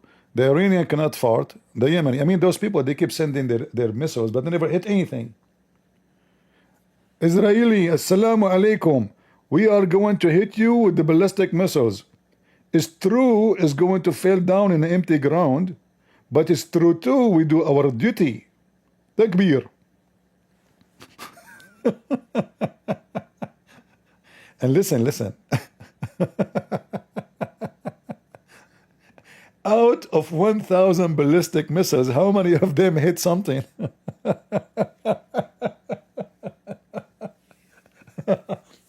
You know, this reminds me of the guy who wanted to hunt the lion. And this guy, he is weird. So he asked the people, where I can find the big lion? They said to him, you will find him in the jungle under a massive tree sleeping there. So he took with him a gun, have one bullet. He went to the lion and he said to him, oh sorry, the lion was asleep. So he aimed and he shot at the lion. He missed. The lion is kind of weirdo too. He said, listen to me. Either I eat you or I do bomb to you. Abdul, he said, okay, do bomb to me. So the lion did to him one bomb because he did shoot one bullet. This guy, Abdul, he came second day. This time he have two bullets. He shot at the lion under the tree. He was asleep in there. He missed again. The lion woke up. You again. Either I eat you or I do boom to you twice. Okay, do twice. The Abdul, he came, the story keep going to make it short, and then he came with the Kalashnikov. Have 30 bullets. All the 30 bullets, they miss. The lion woke up. He said to the Abdul, are you here coming to kill me or to be boomed?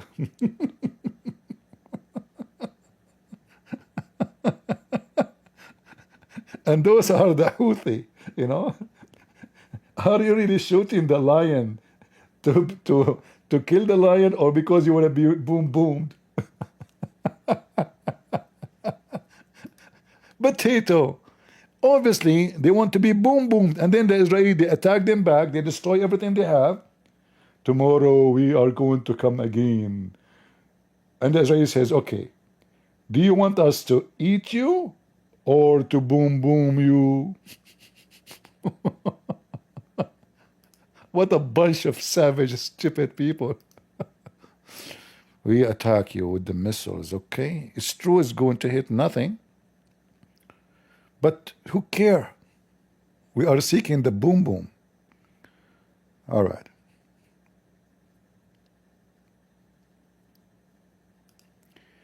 Iranian media says that 18 people dead in the northeast of Iran. 18 individual. 18 individual, not a group? Man, that's deep. All right. Let us refresh the page again, see if there's any news. Nothing new. All right, let's see the France, if the pink guy is gone. Thank God the guy with the pink is gone.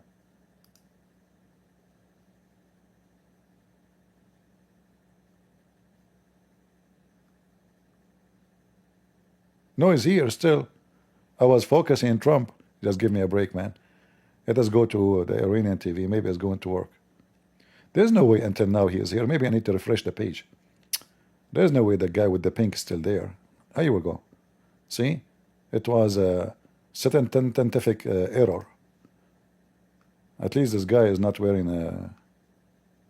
calculated attacks that you said that was carried out against Israel. And it's not just Amir Ali Hajizadeh, it's his deputies as well. The IRGC commander for the drone system, drone division, and IRGC commander for the air defense division were also killed by Israel. So the chain of commands in the IRGC aerospace division is non-existent. In order to plan a retaliation against Israel, Iran needs its air defense system. Now, Iran lost a couple of key commanders here. The key was that some of them... Hold on, what key commander? They lost the whole lock. Not only the key. Potato. Abdul. This is Abdul speaking from Tehran. They did not lose the key commander. They lost the whole lock. The door is gone. What key? What door? What lock? What...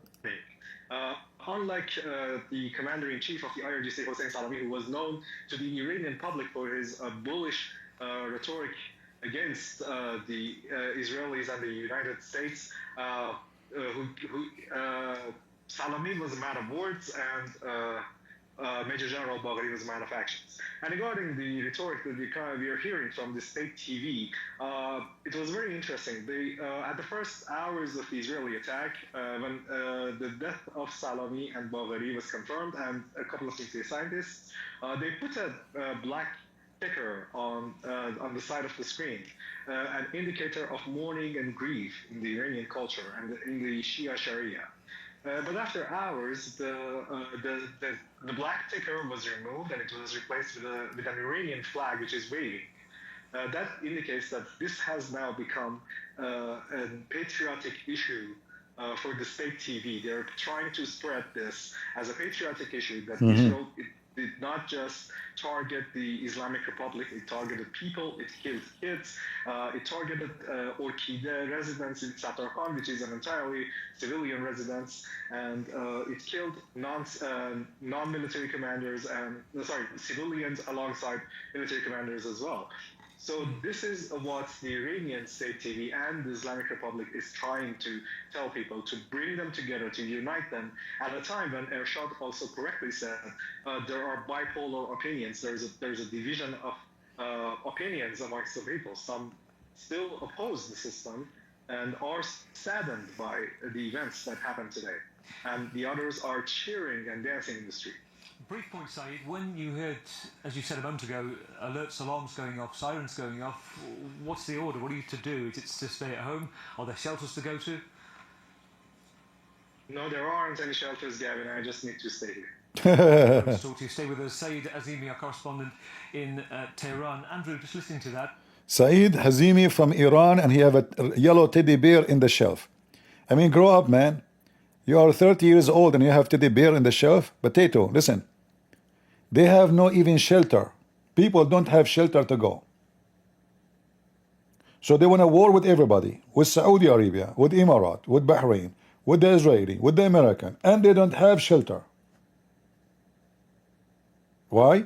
They are busy building shelter for Hamas and shelter for Hezbollah. And then the Israeli, they hunt those dogs, even though they are under the ground in their shelter. 14 floor under the ground. Nasrallah, listen, Habibi.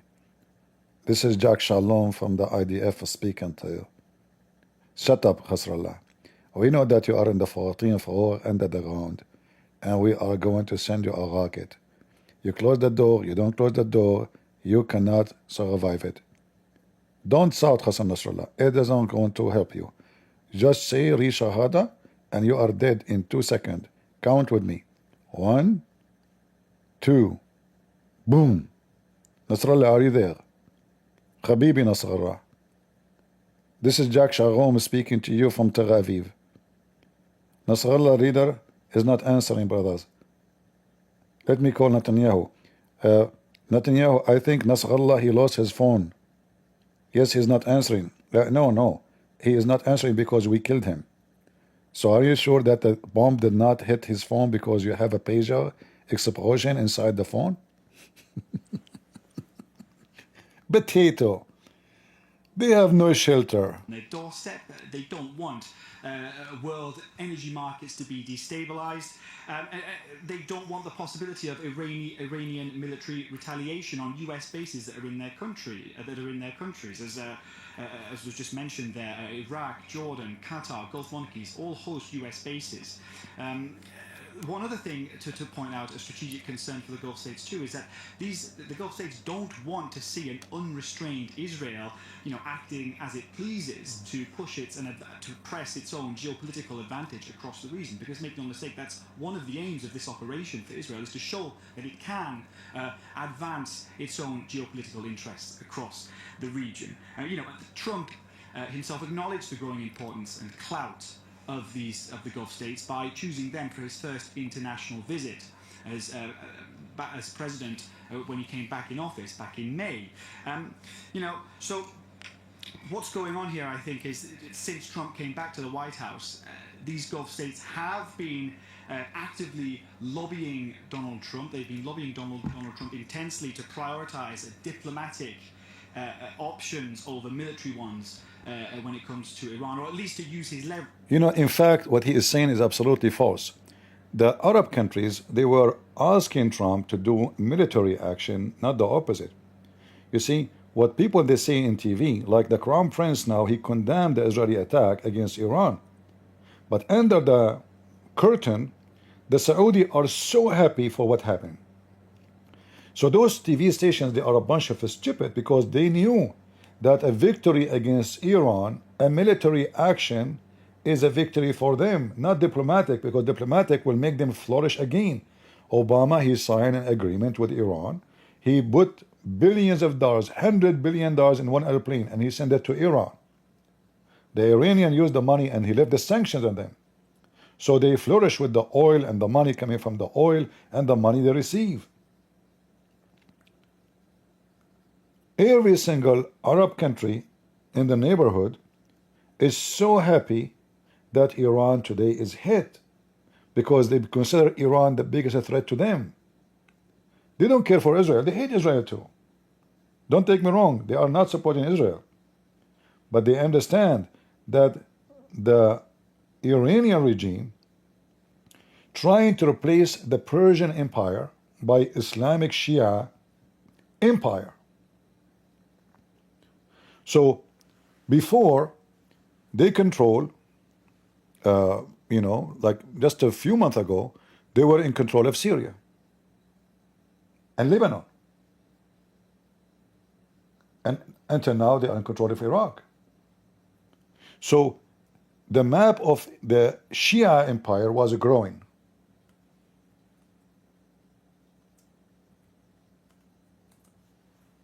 They cannot use the word Persian, because that will not get them the support they will get from the Muslims.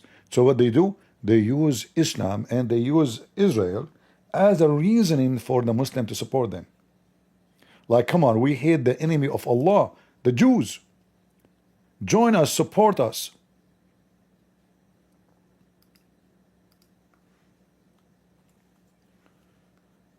This is the Iranian map.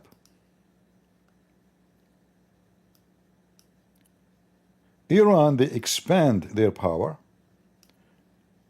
by the help of the American, by the way. The stupid George Bush, when he took Saddam Hussein, he established a vacuum in the country. They did it very wrong. And then the Shia, they took over Iraq. So now all of Iraq is controlled by Shia. Period. And then those Shia, they took advantage of the civil war happening in Syria, and they sent their forces all the way to Syria. And then they became total control of the border of Lebanon, and then they flood Hezbollah with a lot of weapons.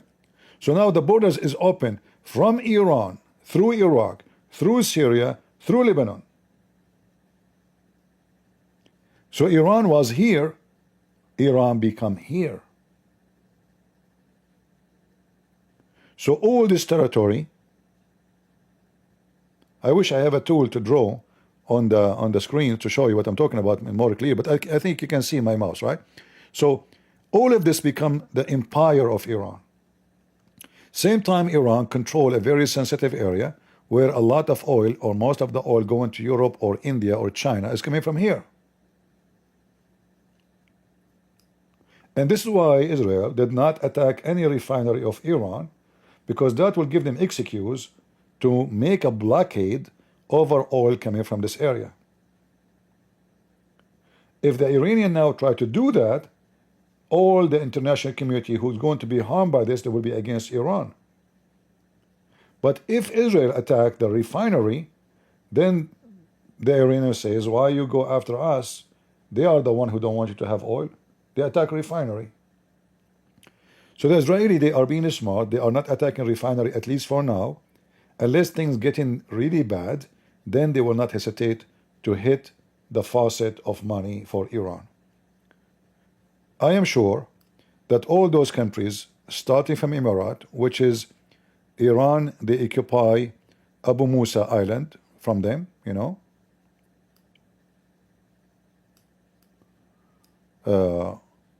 We show it to you. Abu Musa, here we go. This is an island used to be owned by Emirat and now is controlled, and after the invasion of the Iranian, they took it. So Emirat is in a huge at risk. They are a small, tiny country. Even they keep buying airplanes from USA and technology, but that will not help. I mean, still they are so tiny to face, especially Iran is so close. It's like, you know, a throw of a rock between them. The distance between here and there is just nothing, you know. Maybe some of you can open his Google and measure the distance between. Let me ask Lily J, you know, Lily J.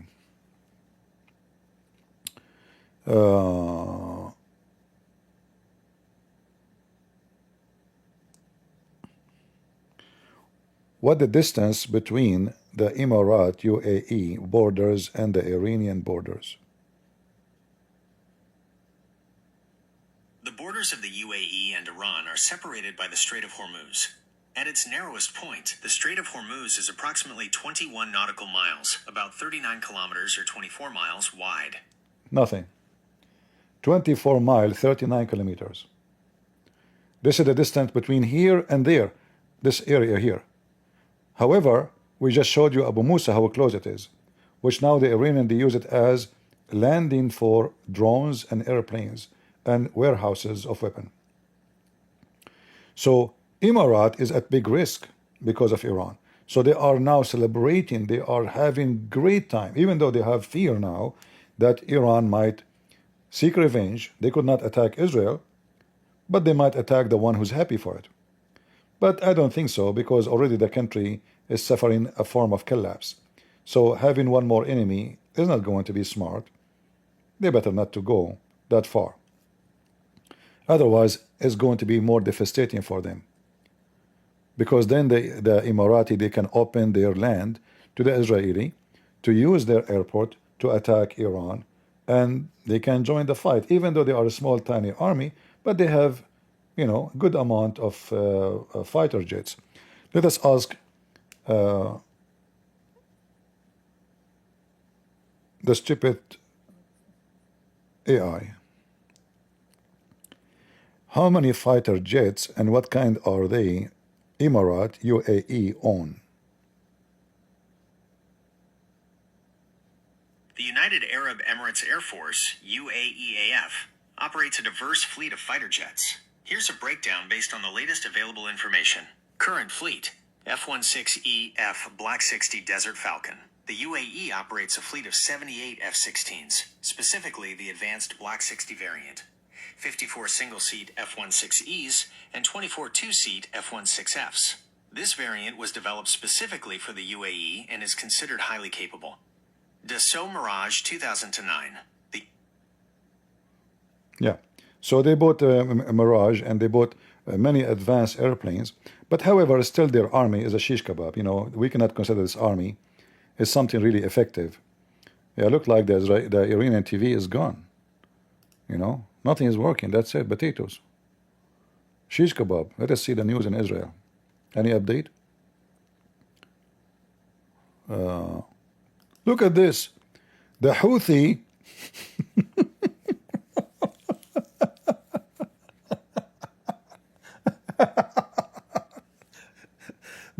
they send a revenge missile to kill the Jews. But their missiles, brother, is going to fall down, is impacting a Palestinian town. Takbir! We killed a lot of Hamas. Allahu Akbar.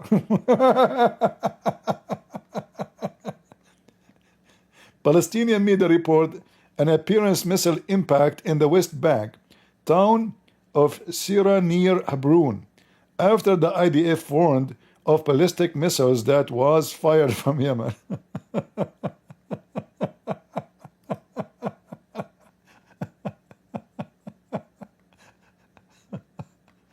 Stupidity is amazing. Potato, you know, they are very good in aiming. I mean, they aim best. Forget about the rest. This Houthi, I think, when he aim, he turned his back. You know, hey brother, where we shoot? Just shoot in that direction, brother. Okay, what direction? That direction, Allah will guide the missile. Who? Allah. Allah will guide the missile. Just shoot it. You shoot it. You shoot it.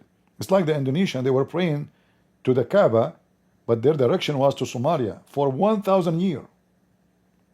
1,000 years, the Indonesian Muslim, they bow down to Somalia, thinking that this is the direction of the Kaaba. Potato. So, did you hit the target, brother? Oh, this is the house of Yasser Arafat. Praise be to Allah. Was Yasser there or his goat? Girlfriend? Mean, that's so deep. They were able to hit the Palestinian, so-called Palestinian town. It must be a victory from Allah. That's so good. All right, what else?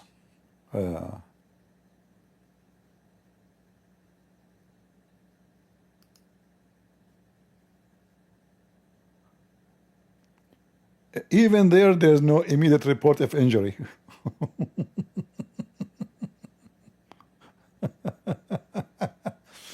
I don't know, shish kebab, hummus, you know, the army of Allah. They are very good army. I'm proud to say I'm an Arab and I am a member of the army of Allah. Our missile hit everything except the enemy. Even our missile, they fail in the top of our head. Do you know, like Hamas, most of the rocket they shoot, they fail on the top of them. I mean, those rockets are made with special technology. They come back to us, so we can lose them. we cannot lose our missiles. We shoot it, it come back to us. That's so good, so powerful. Let us see if France. Look at this stupid women. They kidnapped me. The Israeli army kidnapped me. Correspondents joining us to give their unique insights and analysis. Here in the studio, we have three-time Pulitzer Prize nominated independent international correspondent Borzou Delgahi. Great to see you, Borzou. We're going to talk a lot about somewhere you used to live and report on a lot in Iran in a moment. We're just watching those images of the Freedom Flotilla in Greta Thunberg. I'm interested in your thoughts that they say they were there to promote the case of Gaza. The counter-argument to that is they promoted the case of the flotilla and that made the headlines in the week. What's your view? Well, I mean, I think that it's a kind of civil disobedience, what these guys did, and there's a long tradition of that in Western culture and you know, Eastern culture as well.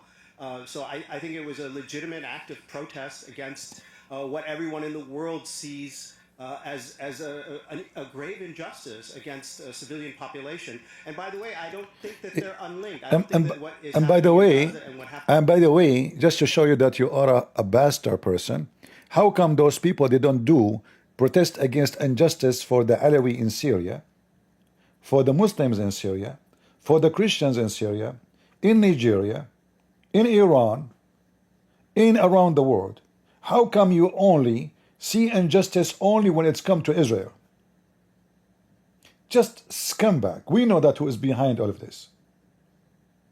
If you and the kind of you care for injustice, well, the most injustice countries in the world are the Muslims countries. Like those people, they support homosexual. What they do to homosexual in Iran? They throw them from the roof. Why they don't go in the street against Iran, phobia? What about Emirat? What about Saudi Arabia? What about Syria? What about Iraq? What about Turkey? They have only eyes, I call it anus eye, only to look at Israel. Israel is the most democratic country you can imagine. Can you have one Jew in the Supreme Court of Turkey?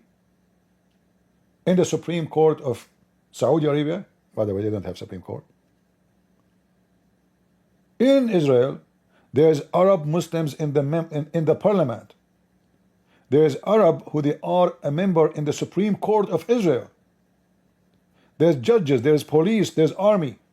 Can you allow the Jew to serve in any Islamic army? Or this is a pure Islamic army where non-Muslims are not allowed to participate because they are not considered a citizen? Filthy hypocrite liberals. In Gaza, we can show you tons of videos how Hamas are torturing the people of Gaza. Nobody go against Hamas in the street. How come when Hamas attack Israel and rape and kill and torture and kidnap, not a single one of those scumbags went in the street to speak of injustice? Okay, you want to find the Israeli, why you are kidnapping girls? Even the stupid festival done by those LGBTQ next to Gaza, they kidnap them, they rape them, they kill them. It's called Peace Festival. Those stupid people, they think that they can have peace with the Arab neighbor, Muslim neighbor. So they have festival next to Gaza. They are against the Israeli army. They hate the Israeli army. What the Hamas and the Arab did to them, the Arab Muslims? Killed them, kidnapped them, raped them. Stupid people.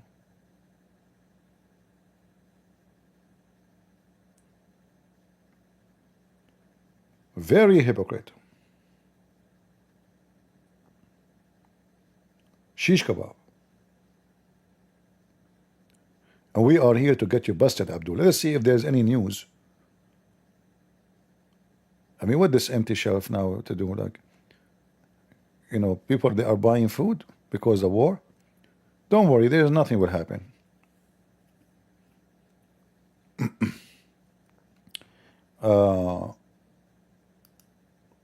IDF conducting a war in Iran, not an operation. Senior military official. Wonderful. I like that. We don't want an operation. Until the operation, there's nobody is sick no more. You don't finish the operation before you finish the surgery. Right?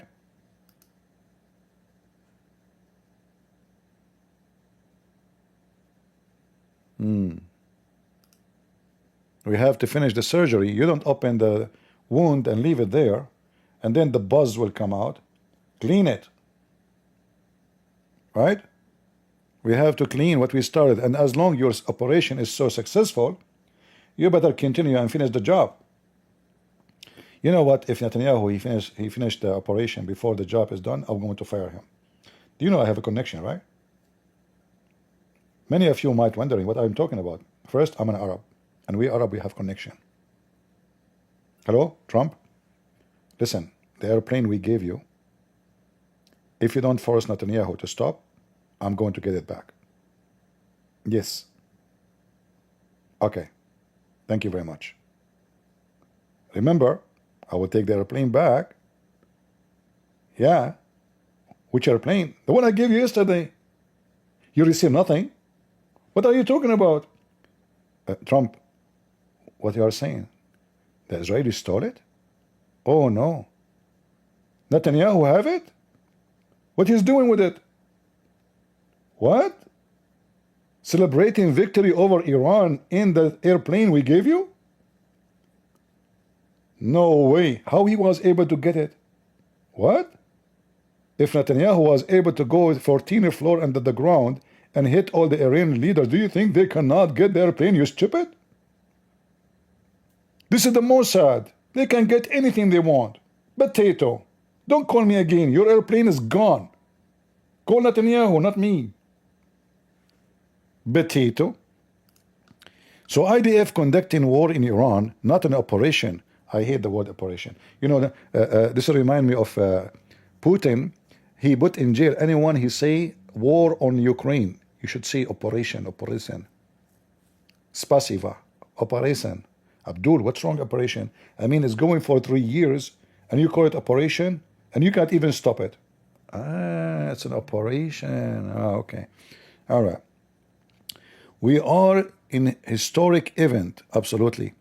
This is an operation. This is, he just said it's not an operation, and then he says, this is, yeah, I thought he said it's operation. This is not an operation, this is a planned war. 1,500 kilometers, that's far. Man, that is taller than me. By the way, I'm very tall. Unbelievable. Like each time somebody knock at my door, I open the door, I see nobody. I have to look down, you know? Yeah. I forgot to tell you, I have a mirror broken in my house. And this mirror make me look so tall.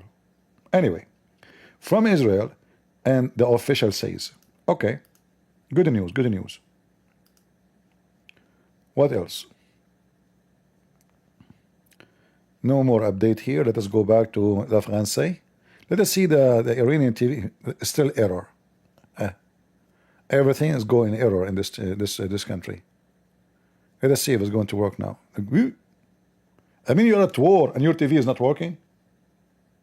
Did they, guys, anyone have connection to, you know, let me see. Anyone have connection to somebody in Iran to see if the internet is down? Because I will not be surprised if the Iranian regime shut down all the internet so the news will not leak abroad. What do you think? Because this is what all dictators, they do when things go bad. Cannot be played. Error code 232404 Mut'a line is down. Okay. This is the Ukrainian are hitting the Russian air defense. I mean, look how the Russian air defense is so bad. They are hunting them one by one. Actually, I saw a video, Ukrainian airplane chasing Russian airplane and taking it down. Very, very. And then the Iranian, they buy weapon from Russia to defend themselves. Potato, you are buying junk. Call me, I will get you better defense system. I will call my friends in Korea. Hello? Hey, Korean, can I speak to Mr. Kim? Which one? What do you mean? The whole country, their name is Kim? No way. I don't know his last name. Okay, Kim. Oh, everybody in the country, his name is Kim? Even in North Korea? You must be kidding. Okay. Let me describe him for you. He's Asian. All of Korean are Asian? Mean. How in the world I will find who's Kim, the one my friend there? Okay. And okay, he is driving a car made in Korea. All Korean drive car. Okay, hold on. He eat kimchi. All Korean eat kimchi? I give up. Guys, I need to find out how I can contact my friends in Korea so they can send weapon to Putin. So he might have real weapon, not the junk he have from the Soviet Union time. Which, and I mean, he is so stupid to the point he don't even have a drones. He is buying from third world country Iran weapon to fight Ukraine. This is how stupid this Putin is. We go back to La Française. Qu'est-ce que c'est? He was informed but confirmed the US was not involved and warned Iran, make the deal, quote, before it's too late, he said. So, truth social message after truth social message. We're going to get the view on this in a moment because we're also getting European reaction too. And right now, we'll crash live to the Elysee, where President Macron is about to speak. Iran attacked Iran, its nuclear program and its missiles. France was not part of the strikes. France learned of the attacks this afternoon and... Abdul, who need you anyway? We are not part of this attack, okay? La Français have nothing to do with this, say, okay? So, potato, as if anybody need you. Many French citizens. France, for many years and on multiple occasions, has condemned the Iranian nuclear program and its ballistic missile program. Liar. This French government, historically, they are the one behind establishing the Iranian regime. Do you know that Al-Khomeini, he been given asylum in France, protection in France, and they allow him to have all kind of communication to establish so-called Islamic revolution and later take over the country. The only one Iran never stopped doing trade with during the most sensitive era against the West is France. So the French publicly, they condemn building a nuclear facility in Iran, but secretly they are #1 supporters against Israel, and they support Iran because they make a lot of benefit, a lot of money from Iran. We have all your laundry. I mean, even your wife, she did beat you. You idiot. Who's the man in the house? Potato. She did beat him in public. On the door of the airplane. Why somebody want to marry a woman in the age of his mama and she is rude and she don't even look good? Money. If there's any rich women here, I'm single. You have to be rich, very old, have no teeth, so you cannot bite me, and have no nails. And you speak so early, and you don't wake up. If you fit with the description, please contact me right now. Potato. Le Français, we condemnerait the Israeli attack, so we are not part of this attack. Ah, okay. Potato. Nuclear weapon, because that is a threat to security for all. Israel is the clear target of Iran. And once again, Israel has the right oh, it's switching. to Is this... fight off any form What happened? of threat to their existence. I said this morning to Benjamin Netanyahu that we will ensure that they can uphold that right. So in light of instability in the region, France is once... See guys how he switched? He took your turn. This guy always condemned Israel when they attack. But now he noted that the Israelis are the victorious. He said to himself, those are losing ground. Let us go with the victorious. They have cake. Whatever the cake is, we will take a break. What happened now? You are supporting and you are saying that the purpose of this nuclear is Israel? To attack Israel? I mean, isn't this the guy, he keeps speaking against Israel non-stop? You see, when you are victorious, however, will become your friend.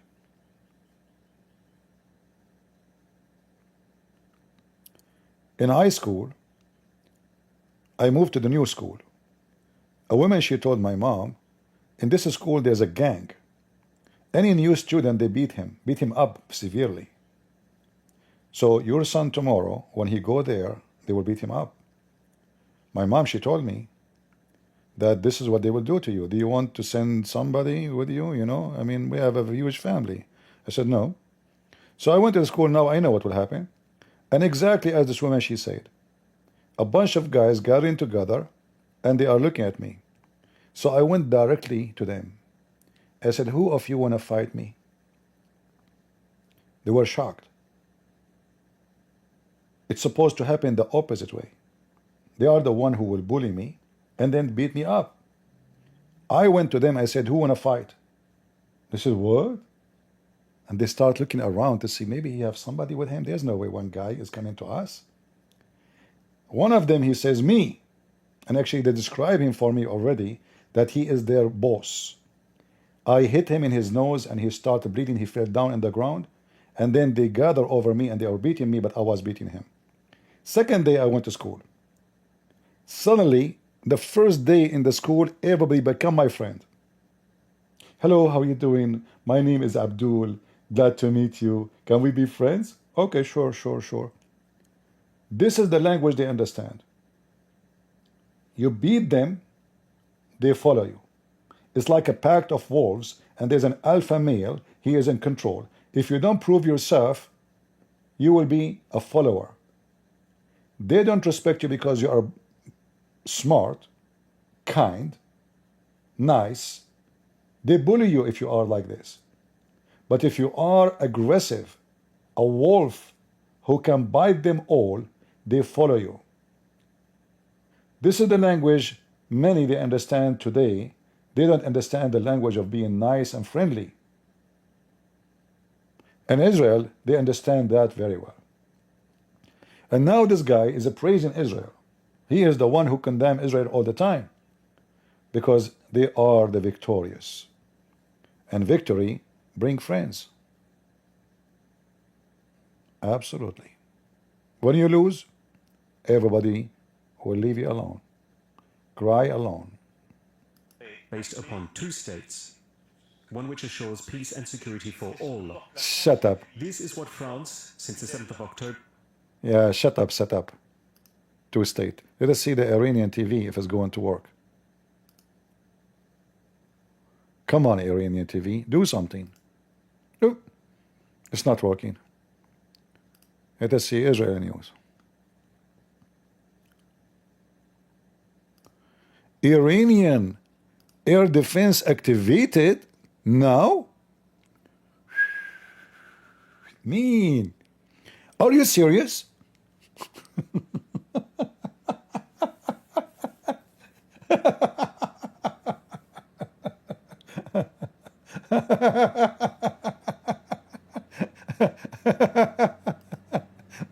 Abdul, now you activated the air defense? Like, why you did not activate the air defense when they are beating you and destroy everything you have? Now you decide to activate the air defense? Really? Hello? Ayatollah Khomeini? Ya Ali. Ali, brother, Ali. Please activate the air defense. Brother, the Israeli are gone.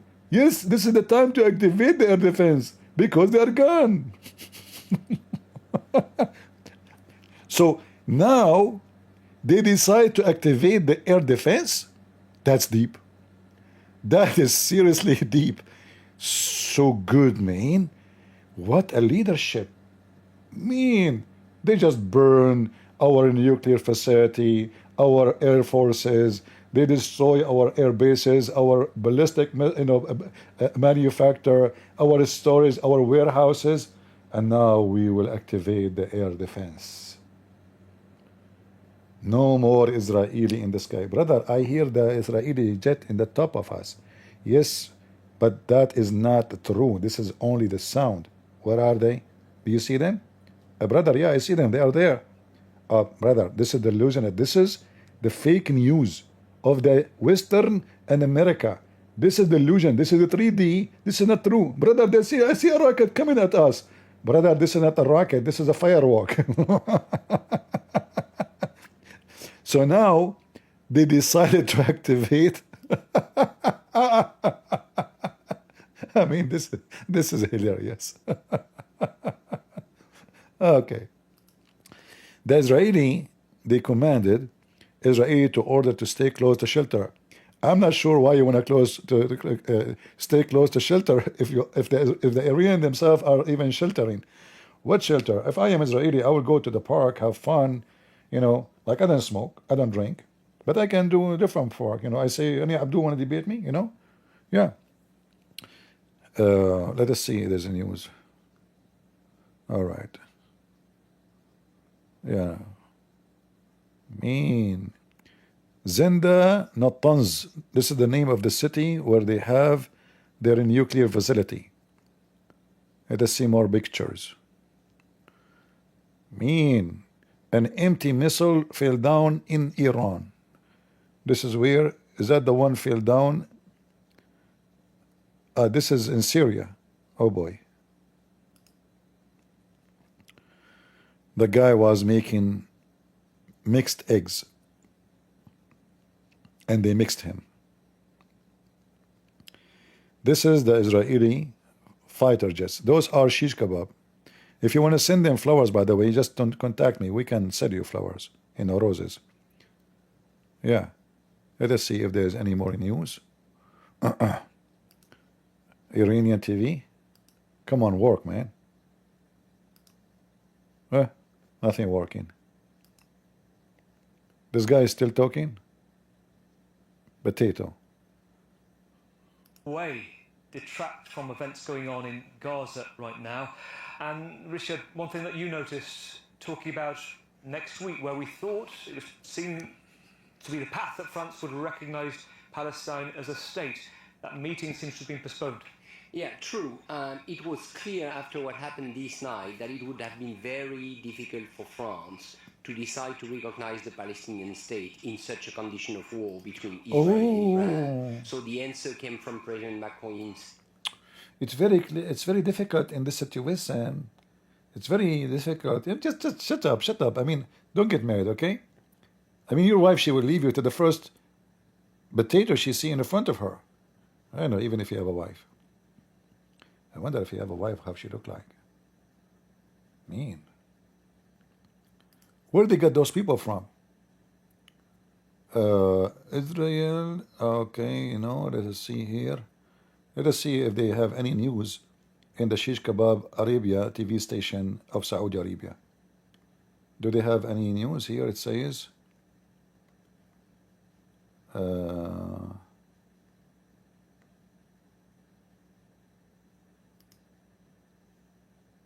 the same. Macaroni, potato, shish kebab. Okay, shut up. Arabian TV stations, as usual, useless. Macaroni, we cannot have a nuclear Iran. Yeah. What do you mean? Why you didn't attack them yourself? How you can accomplish that? By talking? You should send the flowers and say thank you, Israel. You are the one who can make this happen. We talk, you do it. All those Western, they keep saying Iran should not have nuclear weapon, but they never do anything to stop it. The only one who do what need to be done is the heroes of Israel. Right?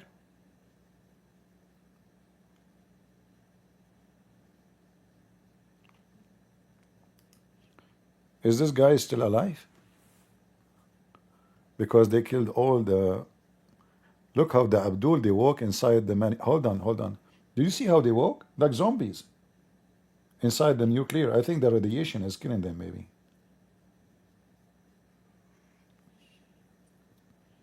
Let us hear what they are saying, if there is something useful. Enrichment level, and enrichment level seems to be now quoted to be around 60%, weapons grade at 90%. That the breakout point. But to Baju's point, you can rewind back to speeches in 2012 that Benjamin Netanyahu has given, to which he said it could be weeks and months. We have to act now. So are you hearing something different this time, Dom? First of all, when they say it could be, because they don't have a confirmed information, same time they will not tell you what they know. Smart leaders, they don't say what the intelligence told them in public. There is something for... Look how they walk. Look at this guy. They knew it's a TV is looking at them, so they don't know how to walk. And what is this supposedly? This is uranium now? Are you sure? I don't know. It looked like a machine to make kimchi. It looked weird. This is really the uranium? Now you have a lot of uri, but there is no neum, no more. You have urine. You have urine in your pant. The uri is all over you. Unium is gone. The Israeli, they were look how the Israeli can transform material, powerful material, into something else. From uranium to uri, which means urine, into unium, which does not exist, is gone. Very powerful, very powerful. All right. You were talking, Dom. Richard Worley wanted to come in. You've been looking at a statement from the UN nuclear agency. I was just looking at the statement from the International Atomic Agency based in Vienna. Yeah. Actually, the latest statement from the chairman or the secretary general of that agency, he said Iran has repeatedly either not answered or not provided technically credible answers to the agency's question.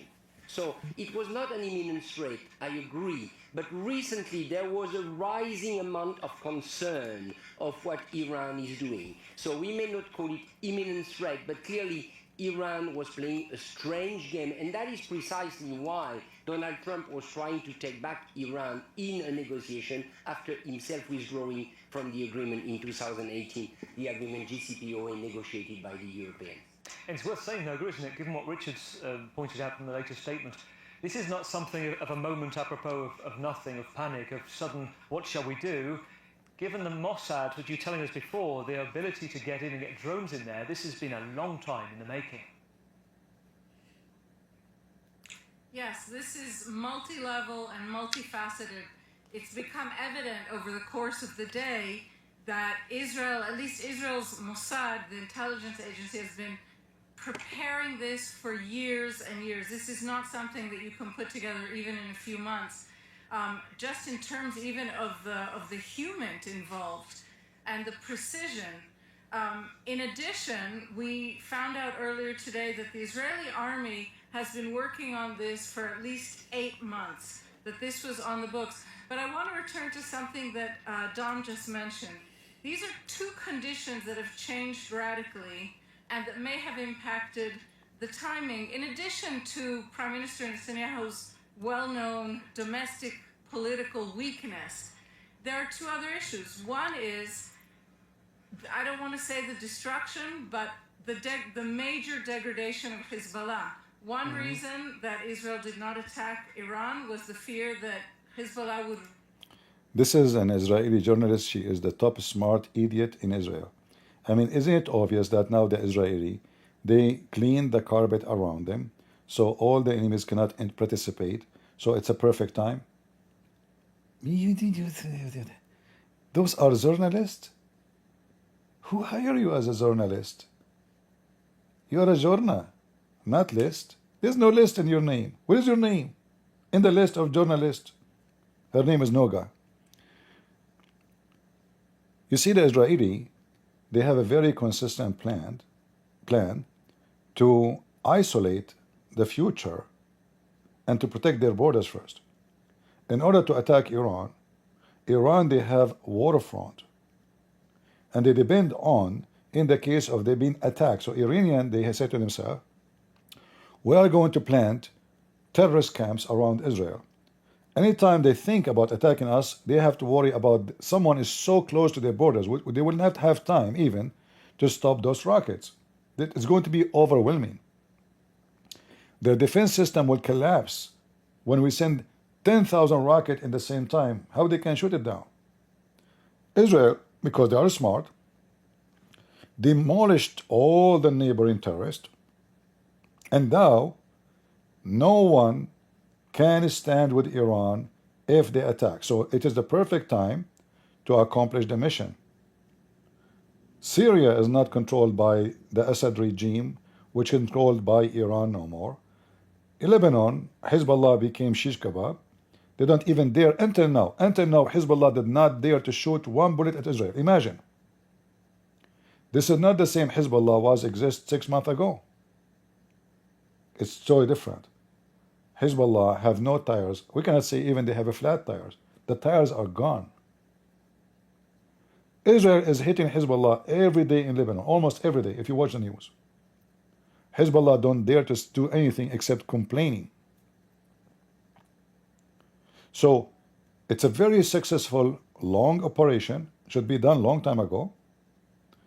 The only anger I have against Netanyahu, that he did extend this suffering for the Israeli. He should have done this long time ago. Use your special forces. When I say special forces, I'm not talking about the special commandos. No, the forces of Israel are special. They are unique in ability, in technology, in power, in training, in skills. use it. Don't wait for the enemy to attack you. The best defense is to attack the enemy before they attack you. You don't wait for them until they come to your home. You know they are preparing for you to come. Are you going to attack them when they are ready? Or you take them in surprise before they launch attack against you? And this is what happened today. The Iranian, they thought their game can continue negotiating with Trump, and they are convinced that Trump and Netanyahu, they are not become friends no more, and Trump against attacking Iran. So they said to themselves, okay, they will not attack us. Here we go, Trump. We will keep negotiating until Trump he became weak next election, because usually you go in the election, you win the election, you have the House, you have the senators, you control both. But the second election, which is 2 years after the first election, Trump will lose the majority. So then Trump will become weaker. He cannot launch war. Even if he decided to launch war, he cannot do it. Because announcing war, president need the agreement of the Congress. If the Congress is not the majority in his hand, they will not go for it.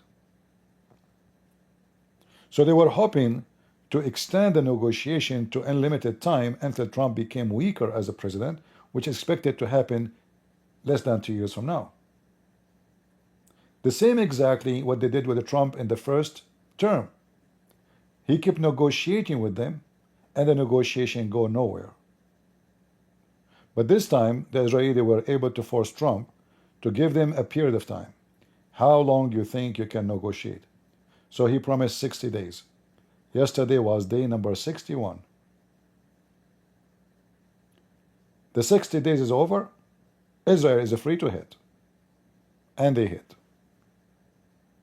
And they spanked the ass of every terrorist of Tehran. The little provocation in Estonia or somewhere else in the Baltic states, for example, China is probably looking at this this idea that why wait 10 years when you've got everything ready to go? It might be better to go sooner if you want to have a go at Taiwan, for example, when the opposition is slightly distracted and hasn't got themselves ready. So this window of opportunity, it concerns me. I think Taiwan could be under threat in the next few years. But I thought it was very interesting. You mentioned Russia there and Putin calling Netanyahu.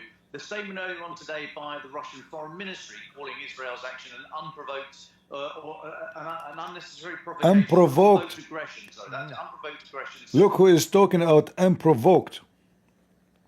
The one who attacked Georgia, the one who attacked Ukraine, the one who occupies Syria, the one. What Syria have to do with you? Who provoked you to go to Syria? Who is the one who provoked you to send your army to Africa? Who is the one who provoked Russia to send their army to Mali? Provoke? Unprovoke? Hypocrite, coward. He's not the one who's saying that. This is the Russian foreign minister. It is time for everybody to know. You know, a long time ago, I used to think of Russian, like Putin specifically, that he is a man who, you know, he stands with his word or friendship. So if you are his friend, he will defend you. And look what happened now. He betrayed the Assad. He delivered him to the terrorist. He have a secret agreement with the terrorist that, okay, take the Assad. I will let you take the Assad, but you will not kick me out of my bases in Syria. But obviously this is the deal. The Russian bases in Syria is there, and there is no plan to take them out. This is the deal he did with Turkey. The same he did betray all his friends, including the Armenians. He made the Armenians sign a defense agreement that if somebody attack you, Russia will stand and defend you. When Azerbaijan and Turkey attack, Putin, he went to sleep. He even commanded the Armenians they cannot use the S-300 missiles, which is useless anyway, in this war. This is our missiles, we give it to you. You cannot use it. So he gave victory against the poor Armenian, and the Armenians were slaughtered because of Putin sold them out to the Turkish and the Azerbaijan. And now Russia, they consider Iran as a huge amount of money resource. Remember, just 2 weeks ago, I think, or a week ago, Putin, he went to Iran and he offered them to build, I think, other 15 nuclear facility, which will generate a lot of money to Russia. They don't care how the Iranian they will use them. All what they care is to make money. In the same time, they control the market of Iran, and they have benefit. Iranian, they provide them with a lot of this called Shahid. Shahid means murder. The murder, suicide drones which Russia used against Ukraine. So, friends with Russia is like, you know, it's not a wife and husband. It is a friends with benefit. It is sex for the pleasure, but there's no friendship. As long there's a pleasure, they go for it. I will not be surprised if Putin switched side against Iran if he noticed that the Iranian regime is collapsing. The same they did with Syria.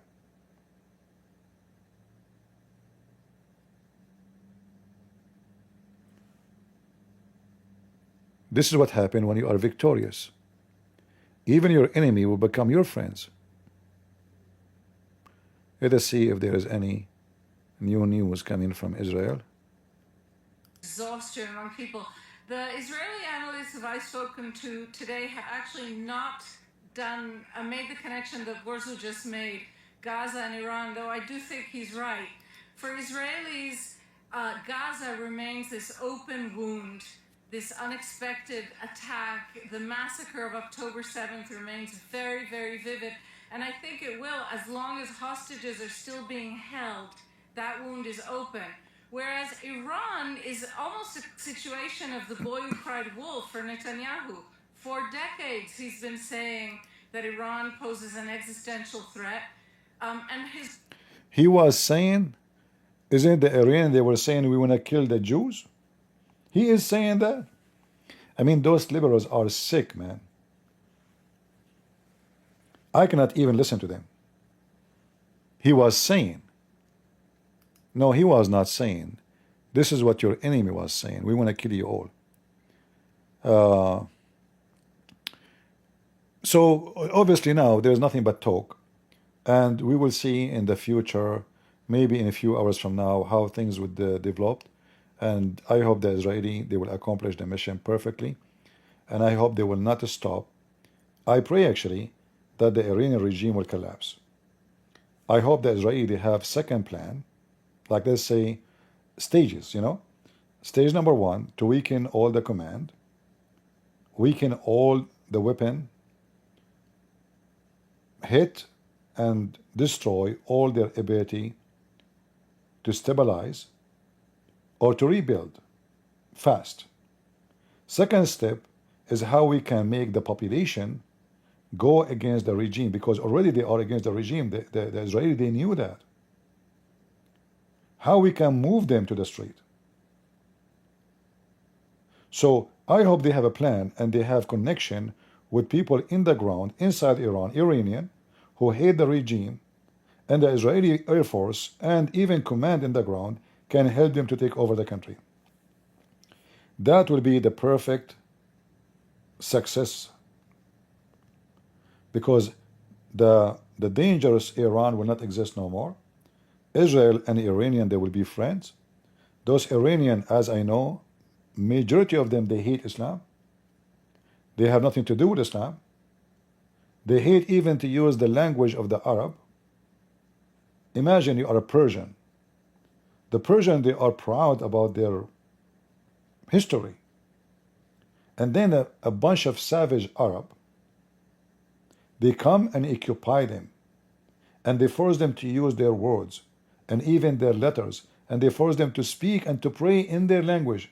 So the Persian, they became subdued to the Arab by using the religion. All the names of those Iranian are Arabic names. They cannot even start a sentence without saying Arabic words. So from Persia, which was the most powerful kings, everybody around them feared them. Even the Roman, they have history with them. To Persia, which is subdued by a bunch of Bedouin. So the Persian, they are sick of making Islam a way to be subdued by the Arab. They are desperate to get rid of it, to live their life as they wish. Nobody tell them how to dress and what to say and how to pray or not to pray. They are desperate for freedom. So Israel should finish the job by completing the process and cooperating with the local Iranian, who they are against this filthy regime, and establish a revolution so they can take over the country, exactly the same as they did in many places. I hope that this is what will happen next. We will see what will happen. I'm going to stop for now. I might come back in a few hours if there is something good happened, so we can share together the time. Tell me if you like the way I comment about things. Guys, if you like my comment, give me one, please. If you like the way I comment about the news, give me one.